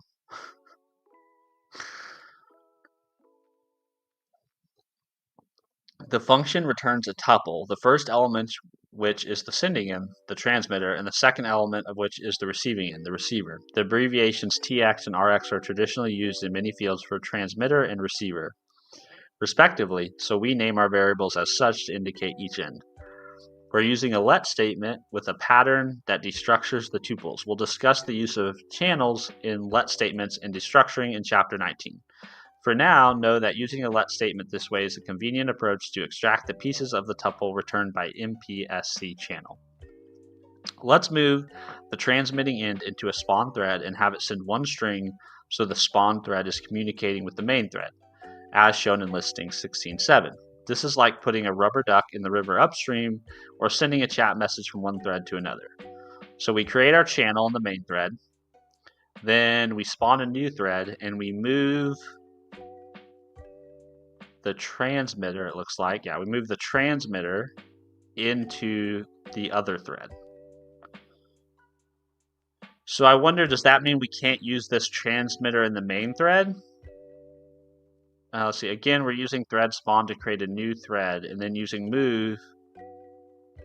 Oh no, because multiple producer, single consumer, right? So I'm guessing we can have multiple of these. If I had to guess, we can have multiple of these guys. See, to create a new thread and then using move into the spawn thread needs to own the transmitter to be able to send messages through the channel. The transmitter has a send method that takes the value you want to send. The send method returns a result type, so if the receiver has already been dropped, there's nowhere to send a value, and the send operation will return an error. In this example, we're calling unwrap to panic in case of an error, but in a real application, we would handle it properly. In listing 6.8, we'll get the value from the receiver in the main thread. This is like retrieving the rubber duck from the water at the end of the... Did we just become best friends? Rockin' Brain, thank you very much for the follow, man. Also, thanks for going over to Twitch. I appreciate that. That's really nice of you guys who are jumping between YouTube and Twitch. We're slowly, I think I'm up to like 100 followers on Twitch. Like we're slowly gaining a little bit of a community over there. But right now, YouTube's kind of the main at the moment. But thank you guys for doing that. Appreciate you. Let's see. This is like retrieving the rubber duck from the water at the end of the river or receiving a chat message. Okay. The receiver has two useful methods. Receive and try receive. We're using receive, short for receive, which will block the main thread's execution and wait until a value is sent down the channel. Okay, so this is blocking. So we create our channel, we sent the transmitter into the thread that we spawned. The transmitter is now sending the value into the channel, and then we're blocking on the main thread while we wait for messages, essentially. When the transmitter closes, receive will return an error to signal that no more values will be coming. The try receive method doesn't block, but will instead return a result immediately. An OK value holding a message if one is available, and an error value if there aren't any messages this time. Using try receive is useful if this thread has other work to do while waiting for messages. We could write a loop that calls try receive every so often and handles a message if one is available, and otherwise does other work for a little while until checking again. Okay, so try receive is the non-blocking method, and receive is the blocking method. When we run code in listening 16.8, we'll see the value printed from the main thread. Got high, perfect. Channels and okay, this is what my question was about. Channels and ownership transfer.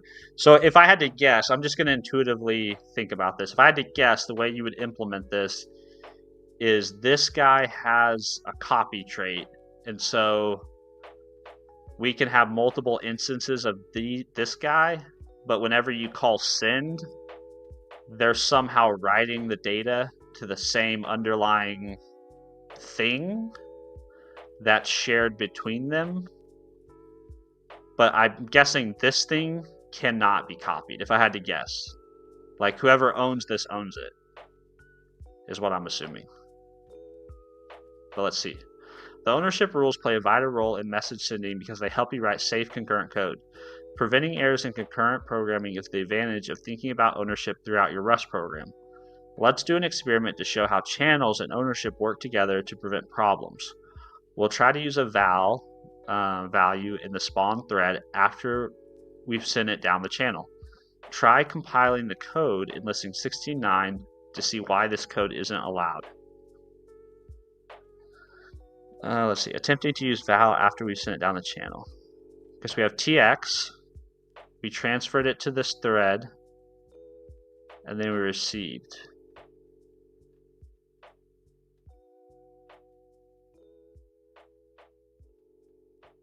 Here we try to print val after we send it down the channel.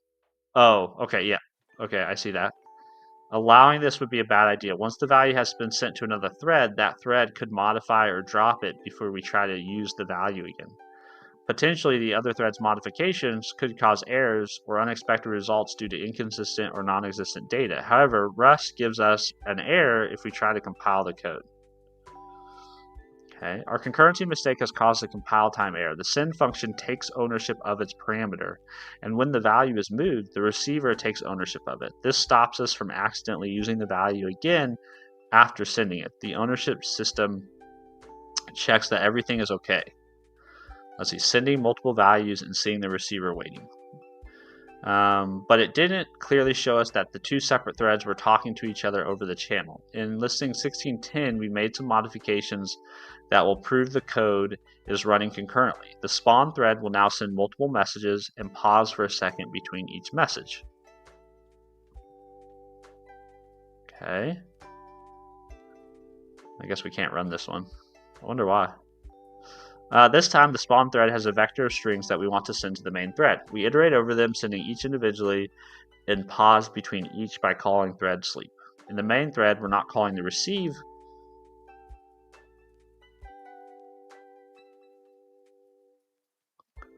What? In the main thread, we're not calling receive function explicitly anymore. Instead, we're treating Rx as an iterator. For each value received, we're printing it. When the channel is closed, the iteration will end. When running the code, you should see the following output with 1 second pause in between each line.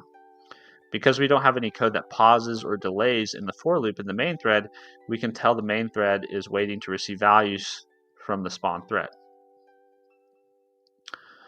Okay, creating multiple producers by cloning the transmitter. This is what I was talking about earlier. Earlier, we mentioned that MPSC was an acronym for multiple producer, single consumer. Let's put MPSC to use and expand the code to create multiple threads that all send values to the same receiver. We can do so by cloning the transmitter.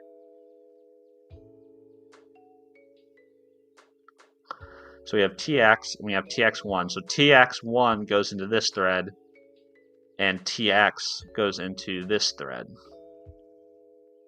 So do we have to clone though? See, this time before we create the first spawn thread, we call clone. This will give us a new transmitter we can pass to the first spawn thread. We pass the original transmitter to a second spawn thread. This gives us 2 threads, each sending different messages. Your output should look something like this. Okay. You might see the values in another order. This is what makes concurrency interesting as well as difficult. If you experiment with thread sleep, giving it various values, each run will be more non-deterministic and create output each time. Note that we've looked at how channels work. Let's look at different method of concurrency. Okay, so I have a question about this that I'm going to ask Gemini, because my intuition tells me that if you can call clone explicitly here, why can't you just move it and it automatically be copied? Maybe you can, I don't know.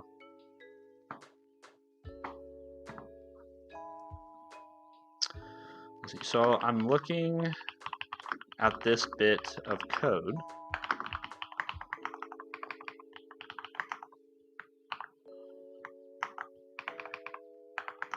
My question is kind of pedantic, but interested in the answer. Is explicitly cloning the transmitter here necessary? Doesn't move automatically clone / copy a struct if that thing implements those traits?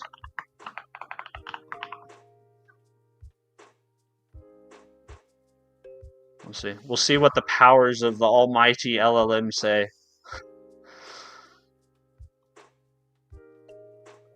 This is why clone is a separate trait from oh, Bob already has the answer. Hold on. This is something that's a little awkward, having to clone stuff before passing it to a thread. Okay, I'm gonna hold on. I'm catching up because you guys look like you already have the answer. Transmitter is a sender T, which isn't copy, so you have to explicitly clone. Okay, this is something that's a little awkward. Can you just move instead? This is why clone is a separate trait from copy. Copy is automatic, clone isn't. Oh, interesting. Okay, I must have missed this at some point. I'm sure they covered that at some point. I think the paradigm is no implicit copy unless it's lightweight.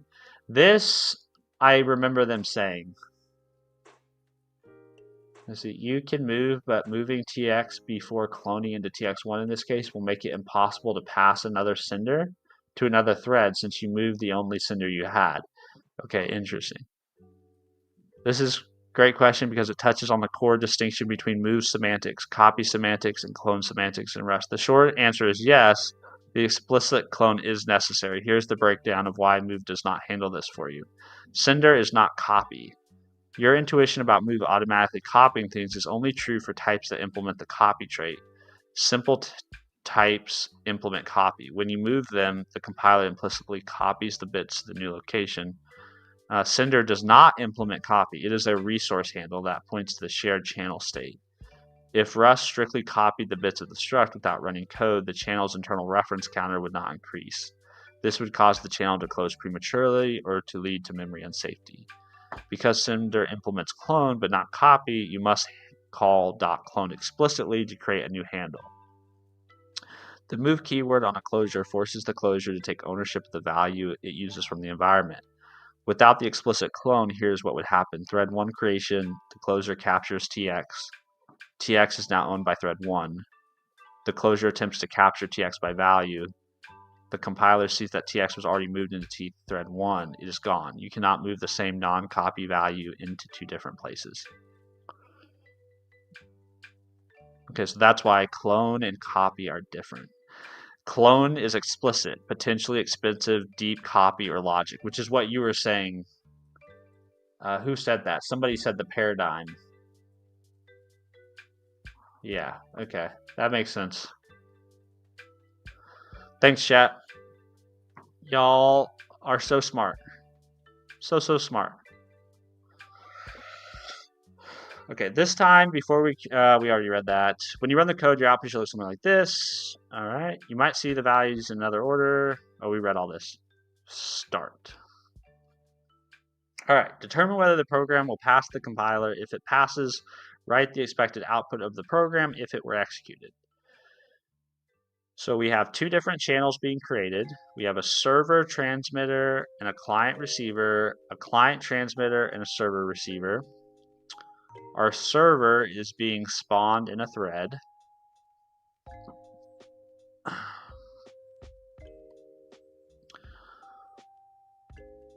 This is going to loop forever.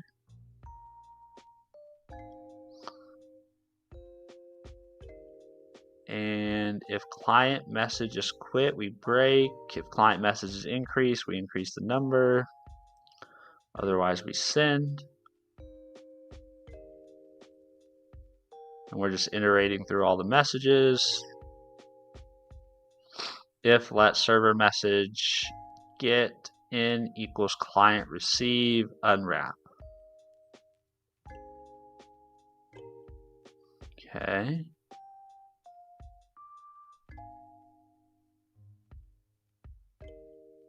I honestly don't know if this compiles.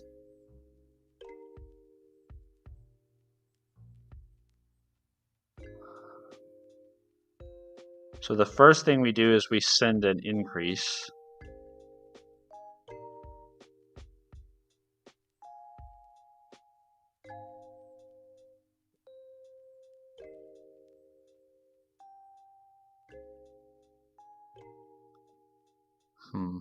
So I guess my question is the kind of the order of operations here. So the client's going to send all these messages. We're going to increase the number. Then we're going to get the number. Then we're going to quit. So the question, I guess in my mind, is when I call server message get, or when I call receive on the client, what message do I get back? Do I get all of them, or do I just get the last one or the first one? I don't really know. I think it compiles, but I don't know what it outputs.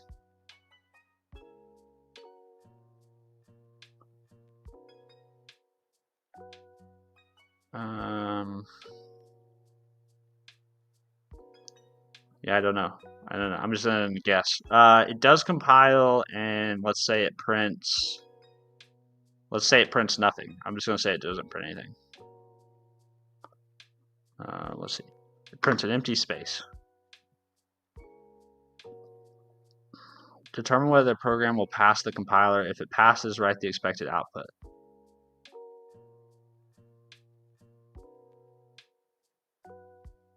Okay, what are we doing here? We're cloning the S, the string, we're sending it.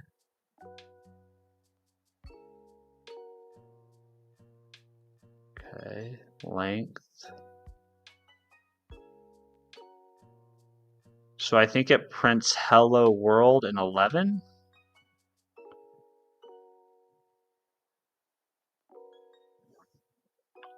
Hello world 11? I have no idea. I got both, well, look at that, I got both wrong. Alright, let's see the correct answers. The output of this program will be... Okay, this is an example of how to use enums to send different kinds of messages over a channel. Here, the client increments a number, retrieves the number, then exits the server. Oh, I did, so the program does compile, but the output of the program will be 1. Okay. Oh, I guess I should have known that because only one of these messages, only one of these arms actually result in a message getting sent by the server transmitter. So I shouldn't have been confused about which message the client gets, because increase only just mutates in, quit just breaks the loop, client message get is the only one that actually triggers a message to be sent back. So there's only ever one client message sent. Okay, that's my bad. Question 2, determine whether the program will pass the compiler. The program does not compile. Okay, shit, I was completely wrong. Let's see, channels can only send values of a single type. So tx.send s.length is a type error. If you want to send values of multiple types, you can use either an enum or the any trait. Oh, and I'm guessing the type is inferred here, right? So this is going to be a string, an owned string, and this is going to be a number. Okay. Channels can't send. Okay. Well, there we go. We learned something. All right, I think we're finally getting to the part of this where we can actually use the knowledge to do more wrestlings. I think. Yeah.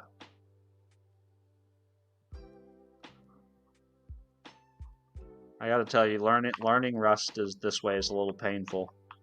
I will admit. Then we have threads, we have macros, Clippy, and conversions. Okay. We've got a long road ahead of us. I so badly want to quit, but I'm not going to. I said I was going to do this, I'm going to do it. Message passing is a fine way to handle concurrency, but it's not the only way. Another method would be for multiple threads to access the same shared data. Consider this part of the slogan from the Go language documentation again. Do not communicate by sharing memory. What would communicating by sharing memory look like? In addition, why would message passing enthusiasts caution not to use memory sharing? Because memory, it's difficult to synchronize memory across threads.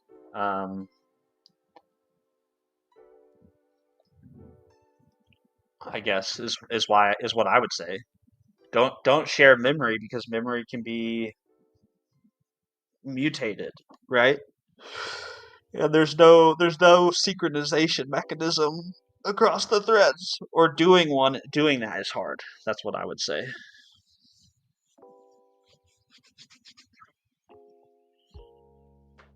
Sorry, I think I paused my chat here. Bob Noel, do what makes you happy, especially on a work day. Yeah. No, I mean, I'm going to finish it. I mean, that's just part of my identity. If I start something, I'm going to finish it. Side share should output 1, I think. You guys knew. You had the answer. Good morning, Arvin. Good morning. Holy shit. Okay, the fact that Arvin here deserves like a pause real quick. Arvin, how are you doing, sir? We've talked about you like 4 or 5 times on previous stream. Are you okay? Is your family okay? Did they finally turn the internet back on? Yeah, that's crazy, man. I hope you're doing all right. Sorry, I missed your message. Your message was probably a little bit ago, so I don't know if you're still here.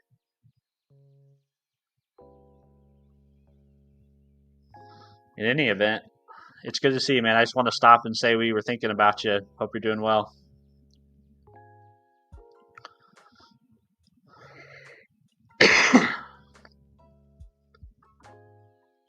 All right. In a way, channels in any programming languages are similar to single ownership, because once you transfer a value down a channel, you should no longer use that value. Shared memory concurrency is like multiple ownership. Multiple threads can access the same memory location at the same time. As you saw in Chapter 15, smart pointers made multiple ownership possible. Multiple ownership can add complexity because these different owners need managing. Rust's type system and ownership rules greatly assist in getting this management correct. For example, let's look at mutexes, one of the more common concurrency primitives for shared memory. Mutex is an abbreviation for mutual exclusion, as in... There you are, Arvin. Yeah. Did things calm down in your neck of the woods? A little, I guess enough to get internet access, huh?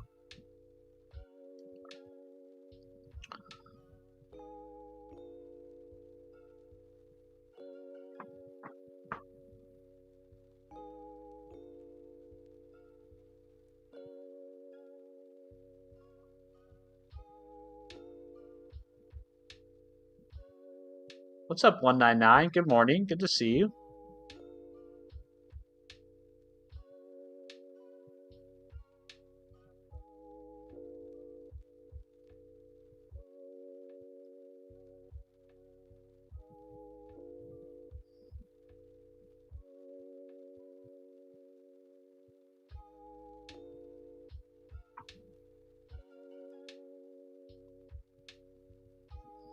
All right.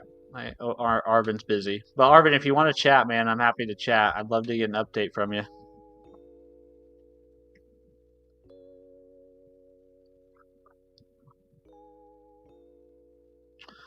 All right, back here we go. Mutex is an abbreviation. Nobbit. Hey, what are you working on? We are working on Rust. We're working on learning Rust, man. I'm trying to power through the in bits of it. We've been making our way through Rustlings and the Rust programming language book, and Steven has started to lose steam a little bit, but we're gonna finish it. We're gonna finish it. Hopefully, we'll finish it before the end of the month. Thanks, Steven Chat. Thanks for caring about us. We are doing fine. It seems the internet is now connected again, but they could cut it. Oh, so things are not settled down, but you've got internet. Well, I'm glad you got your internet back. I appreciate you coming and hanging out here for a little bit. And I just hope you and your family are safe. And I hope it all works out okay.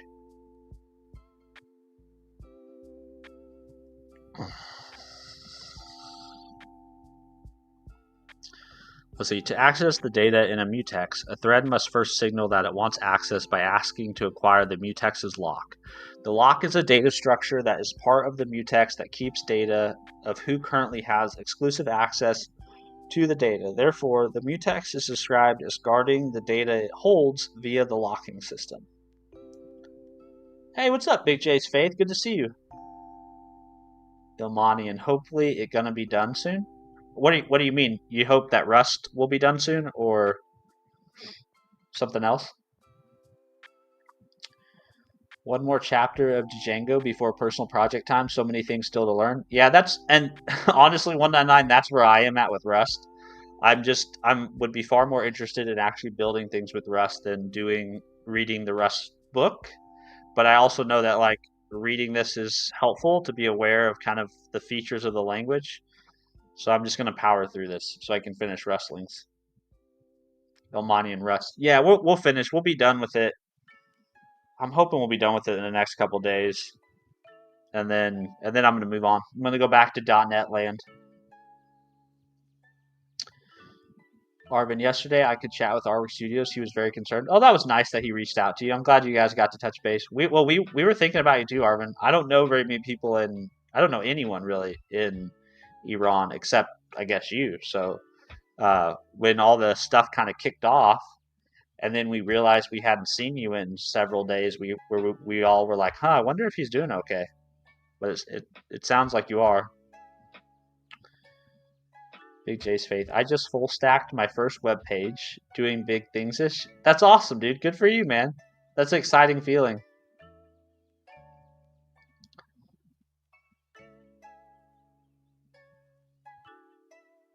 Yeah, the news that's coming out of that area of the world is limited and not great. Yeah. Way to go, Big J. You the man. You the man. Let's see. The lock is a data structure that is a part of the mutex that keeps track of who currently has exclusive access to the data. Therefore, the mutex is described as guarding the data it holds via the locking system. Mutexes have a reputation for being difficult to use because you have to remember two rules. You must attempt to acquire the lock before using the data. When you're done with the data that the mutex guards, you must unlock the data so other threads can acquire the lock.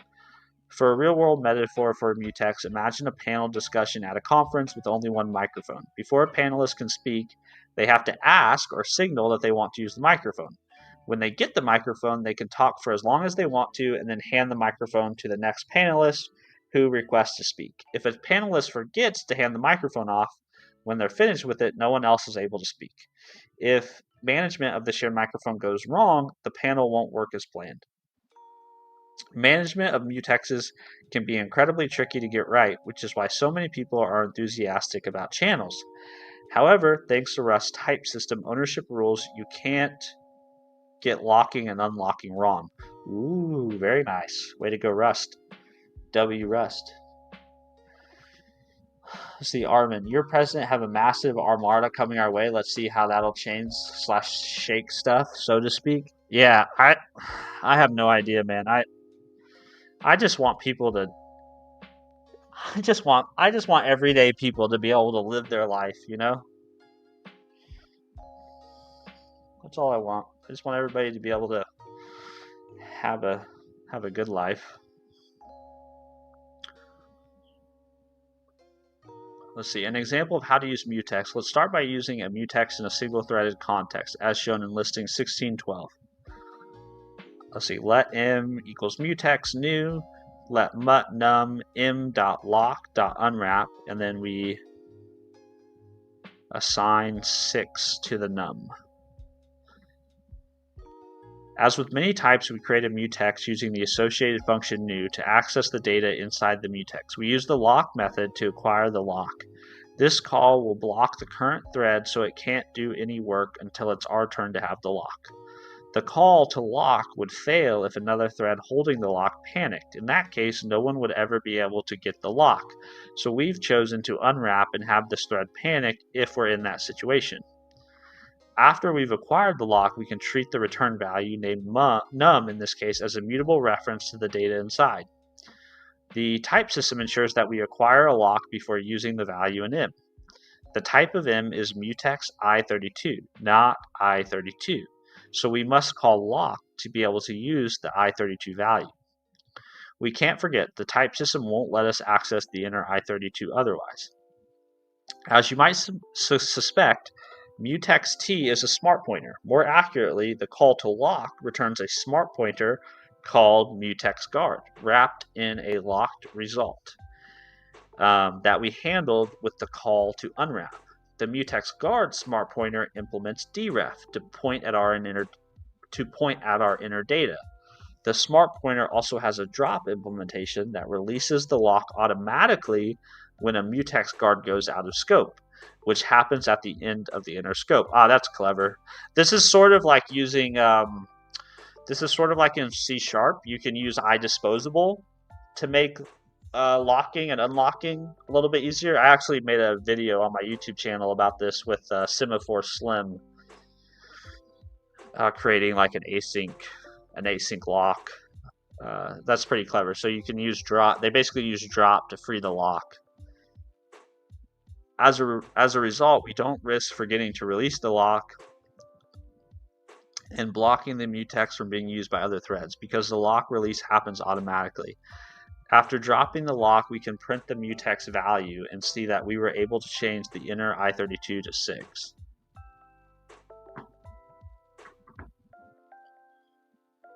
Nice. Very cool.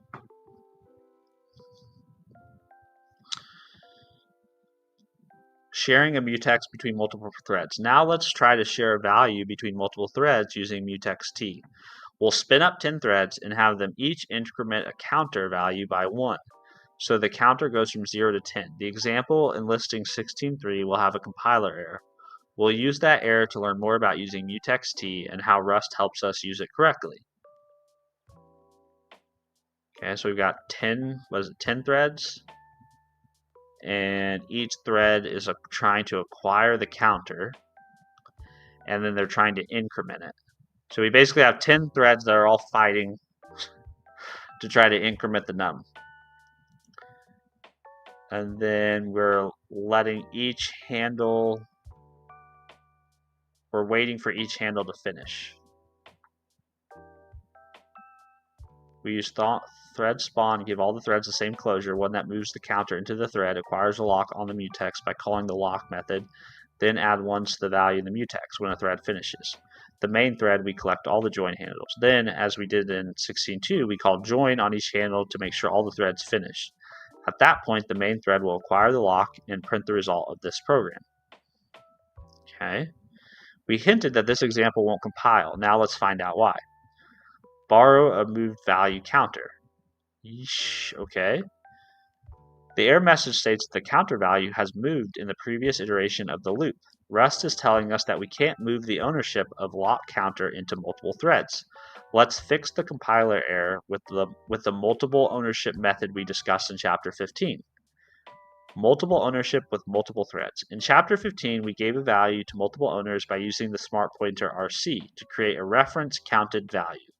Let's do the same here and see what happens. We'll wrap the mutex T in RC and clone the RC T before moving ownership to the thread. Okay. Once again, we compile and get different errors. The compiler is teaching us a lot. Let's see, what's the error say? Cannot, RS mutex I32 cannot be sent between threads safely. Within this closure, thread required by a bound introduced by this call. RX mutex cannot be sent between threads safely. Okay. What's the help say? Within closure, the trait send is not implemented for RC mutex I32. Note, required because it's used within this closure.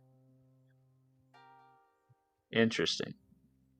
Wow, that error message is very wordy. Here's the important part to focus on. The mutex cannot be sent between threads safely. The compiler is also telling us the reason why. The trait send is not implemented for RC mutex I32. We'll talk about send in the next section. It's one of the traits that ensures that the types we use with threads are meant for use in concurrent situations. That's kind of cool. Unfortunately, RCT is not safe to share across threads. When RCT manages the reference count, it adds to the count for each call to clone and subtracts from the count when each clone is dropped. But it doesn't use any concurrency primitives to make sure that the changes to the count can't be interrupted by another thread. This could lead to wrong counts, subtle bugs that could in turn lead to memory leaks or value being dropped before we're done with it. What we need is a type that is exactly like RCT, but one that makes changes to the reference count in a thread safe. This is kind of interesting because in our example, we're basically trying to share a mutex that's wrapping a count. And the reason why we can't use RC is because RC internally maintains a count of references. And so because it itself doesn't do that, didn't implement its own counter in a thread safe way, or a concurrent safe way, it's not usable. It's kind of fun. It's kind of a funny paradox, you know. You basically have a counter wrapping a counter.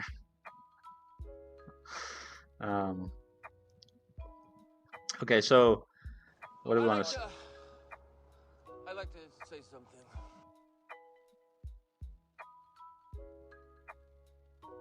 Uh-oh. What happened? It just died. I wonder why it didn't like your...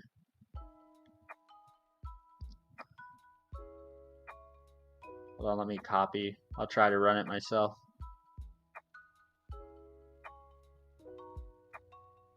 Yeah, it did. It sounded like it died. I don't know why. Give me one sec. I'll put it in speaker out myself.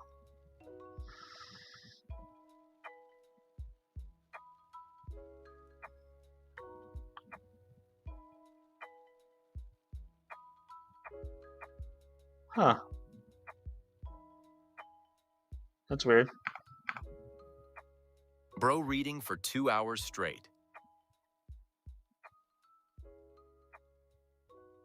It doesn't like a certain part of your message, but I don't know what part it is.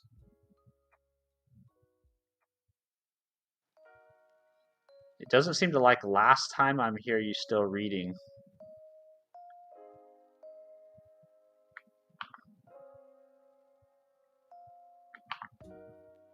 Read like really fast.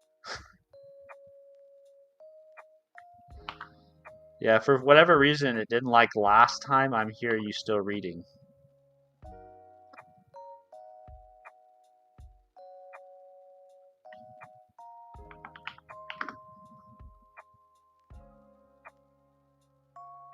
Huh.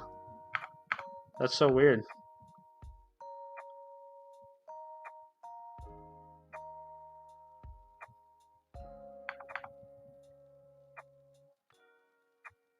Oh, I wonder if actually I wonder if it's because hold on one sec. I've been using 11 labs. I'm wondering if I used up all my tokens on 11 labs. One sec.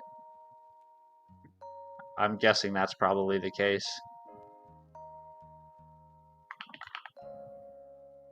Yeah. That's definitely the case. I have to switch. I think I have to switch the voice.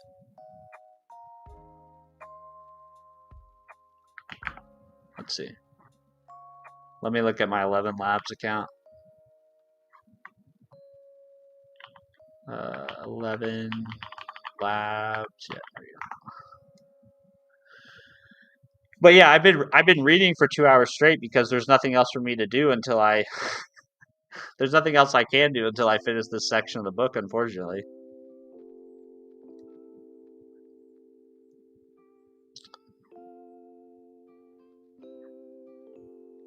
Let's see.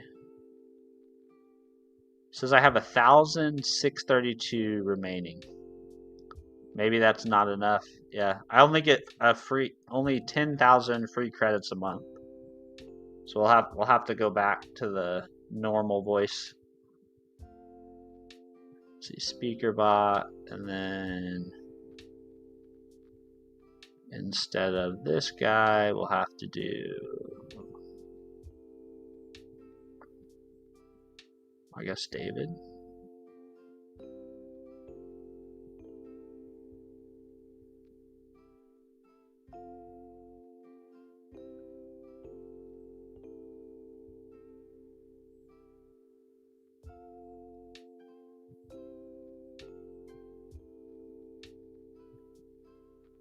This is a test message. Yeah, we'll have to go back to the built-in Microsoft one. I'm not sure how to default that.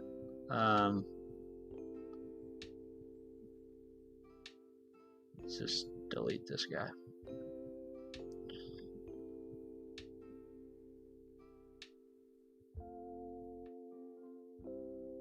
Cool. Fix that, and then I'm just gonna replay your. It's not as good. Will's voice is better. The 11 Labs voice is better. Bro, reading for 2 hours straight. Last time I'm here, you still reading. Read like really fast. I cannot even stand 2 hours of reading because my attention span is cooked. Kelsey Freeborn 4063 says gross. I guess instead of buying you coffee, I should have been buying you 11 Labs tokens. Yeah, I mean, I guess we can. I guess we could upgrade 11 Labs. Let's see how much it costs.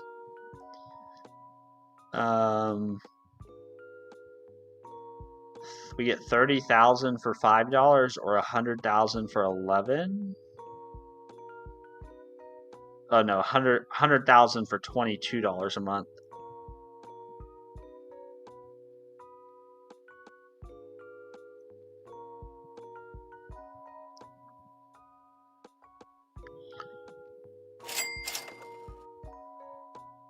Cheer 100. What's the bit to token conversion rate? I'd like to say something. Yeah, I don't know what it is. Dude be like, read red read red read red read red read red read red read red read red read red read red read red read red read red read.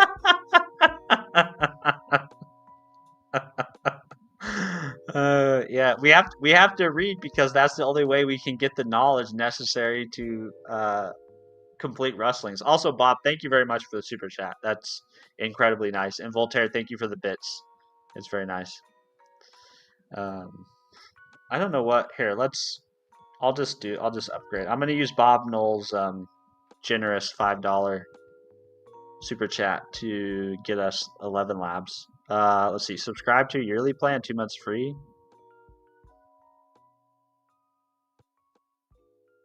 Subscribe to starter, $5, $50. Yeah, we'll just do Kelsey this. Freeborn 4063 says this voice. Bing bong, bing bong, bing bong. I like that everybody thinks that the voice. I'm gonna fix it. I'll turn it back. I'm gonna turn it back. I promise. Just hold on one sec. Let me enter my credit card information into. I like to say something. Boots and cats and boots and cats and boots and cats and boots and cats and boots and cats and boots and cats and boots and cats and boots and cats and boots and cats and boots and cats. I'm sorry, chat. The Texas speech is on Gone Wild. Oh, family. Oh my goodness, my password is way too long.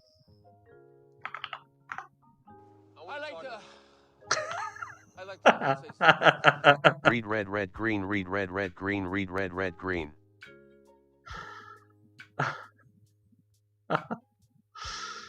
Let's see, we'll do this one. Yeah, that's good. And then subscribe. Oh, I have to put my address.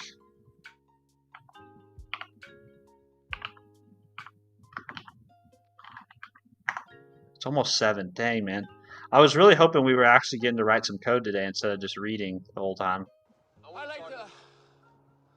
Kelsey Freeborn 4063 says beep boop beep boop beep boop robot face. Kelsey, here's a Voice JJJ, is it working? It's working. It's not. Hold on. I just bought the upgraded token count. I don't know, but the way you guys use text to speech, I'm gonna run out of tokens again.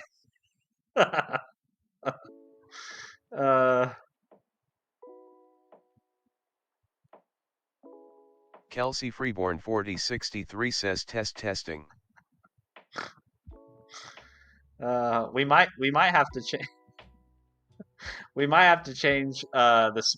We might have to use the built-in Microsoft one for the non-bit or let's see. So streamer bot, and then we were using Will. So let's add that one back. And then let's delete this guy.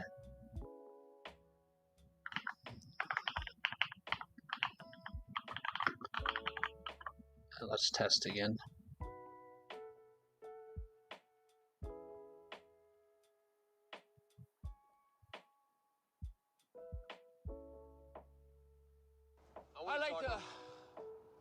I like to say something. Huh. It's not working. I wonder, maybe it's the 11 Labs API is having issues. You know what I mean?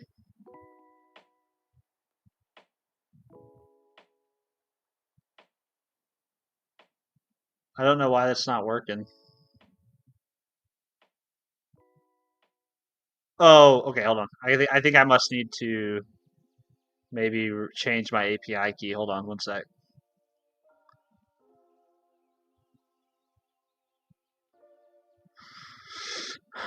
I also need to probably go get ready for work. So where do I get a new API key? The developers.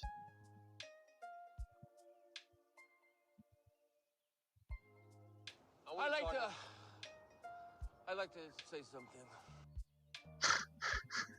It's not coming through because for whatever reason it thinks I'm still hit my 11 labs quota. So I'm going to create a new API key. And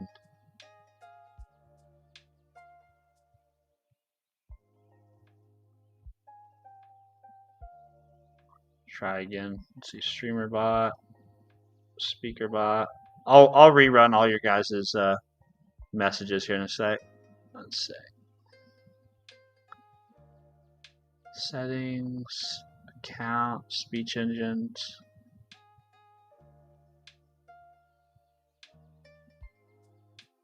Let's see, add. How do I update? Add engine. 11 labs. Paste.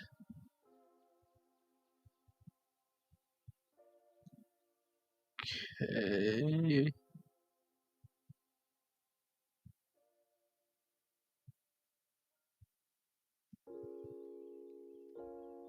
Huh. They must have it. They must have it. There must be a cache or something because I upgraded my 11 Labs account, but it still says that I'm exceeding my quota.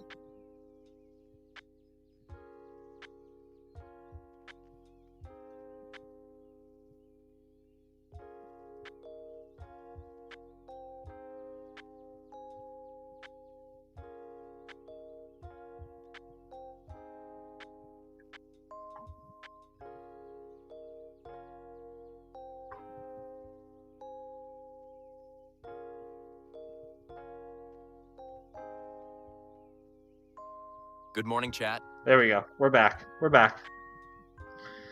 We're back.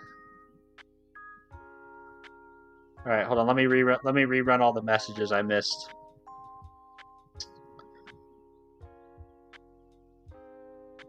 Yeah, wife privileges. I feel cheated. There we go. Sorry, guys. It was a little chaotic into the stream this morning. Uncle Pee-wee is reminding you to hydrate.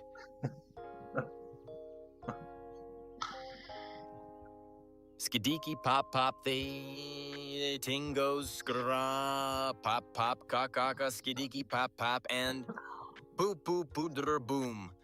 Sia doo doo cuckoo doom doom poom poom. You done now.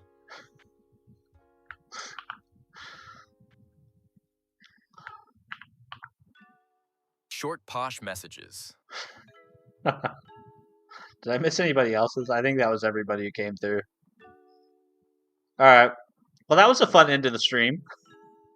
I guess we're going to have to figure out a way to manage our tokens better on this text-to-speech thing. I might have to change some of the text-to-speech stuff to not use the 11 Labs tokens. I don't know. We'll see. We'll just have to keep an eye on the usage and make changes as we go.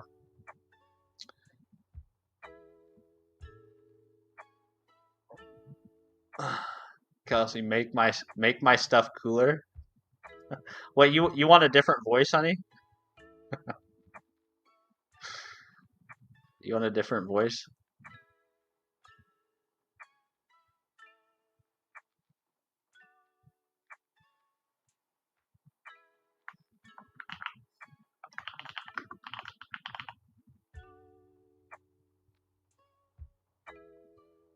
All right.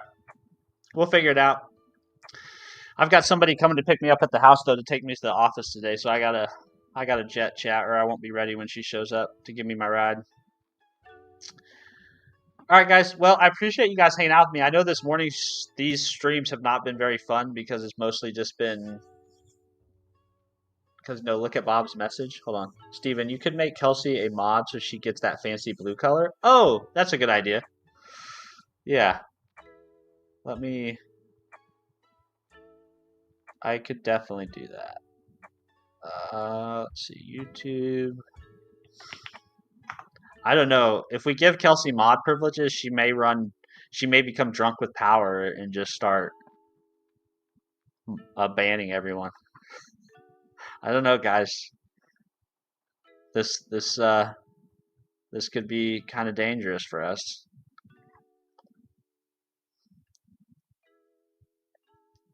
Kelsey Freeborn 4063 says moi. Mwah.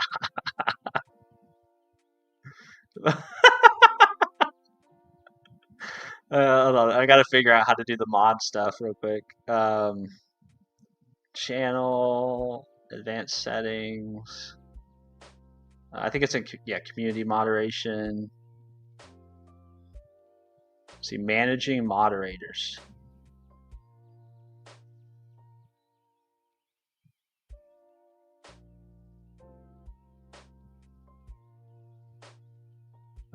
So, how do I find... Kelsey Freeborn 4U63 says you don't have to do it now. Oh, okay. Oh, I can just do it in YouTube. Add as moderator. Save. Alright, I think I added you as a moderator, honey. I think you can do it from the chat. Yeah, Bob already knew the answer, and I was searching around trying to figure out how to do it. Bob already knows how to do it. Chat's so smart. I'm glad I have much smarter people that hang out here than I am. All right. Well, guys, thank you very much for hanging out with me this morning. I really appreciate it. I got to run. Yeah, the ultimate power. I don't know what this means. I don't either. I don't know what it means either. I think it just means you're a mod now. And so you can like block people and yeah, you can like, I think you can like remove people's comments and things like that. All right, guys. Let's see. If you're new here and you want to come back and hang out, I promise not all my streams are just me reading a book. So if you want to come back and hang out in the future, my schedule is from 4:15 to 7 a.m. in the mornings, usually, almost every day of the week. And if you'd like to hang out and just chill outside of stream, we also have a Discord that you're welcome to join. There's a little bit of an application process, but it's just to keep the trolls out. Everybody's welcome. Every nice, generous human being is welcome. So if you want to join that, please do it.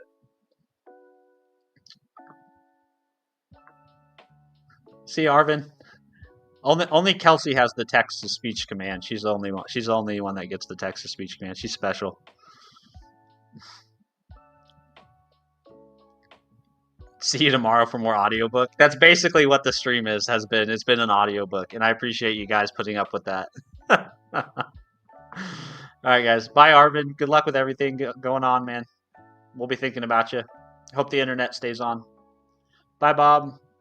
Bye, Voltaire. Bye, Uncle Pee-wee. Bye, ES Vanille. Bye, Duck Boy. Bye, Rockin' Brain. All right, guys. Bye, chat. Bye. Bye. See you guys. But you have a nice voice, so it works. Thanks, honey. I appreciate that. Bye, guys. Hope you guys have a great day. Appreciate all of you. Thanks for hanging out with me. Makes the streams so much better. Bye, Almighty. See you guys. Bye, chat. Bye.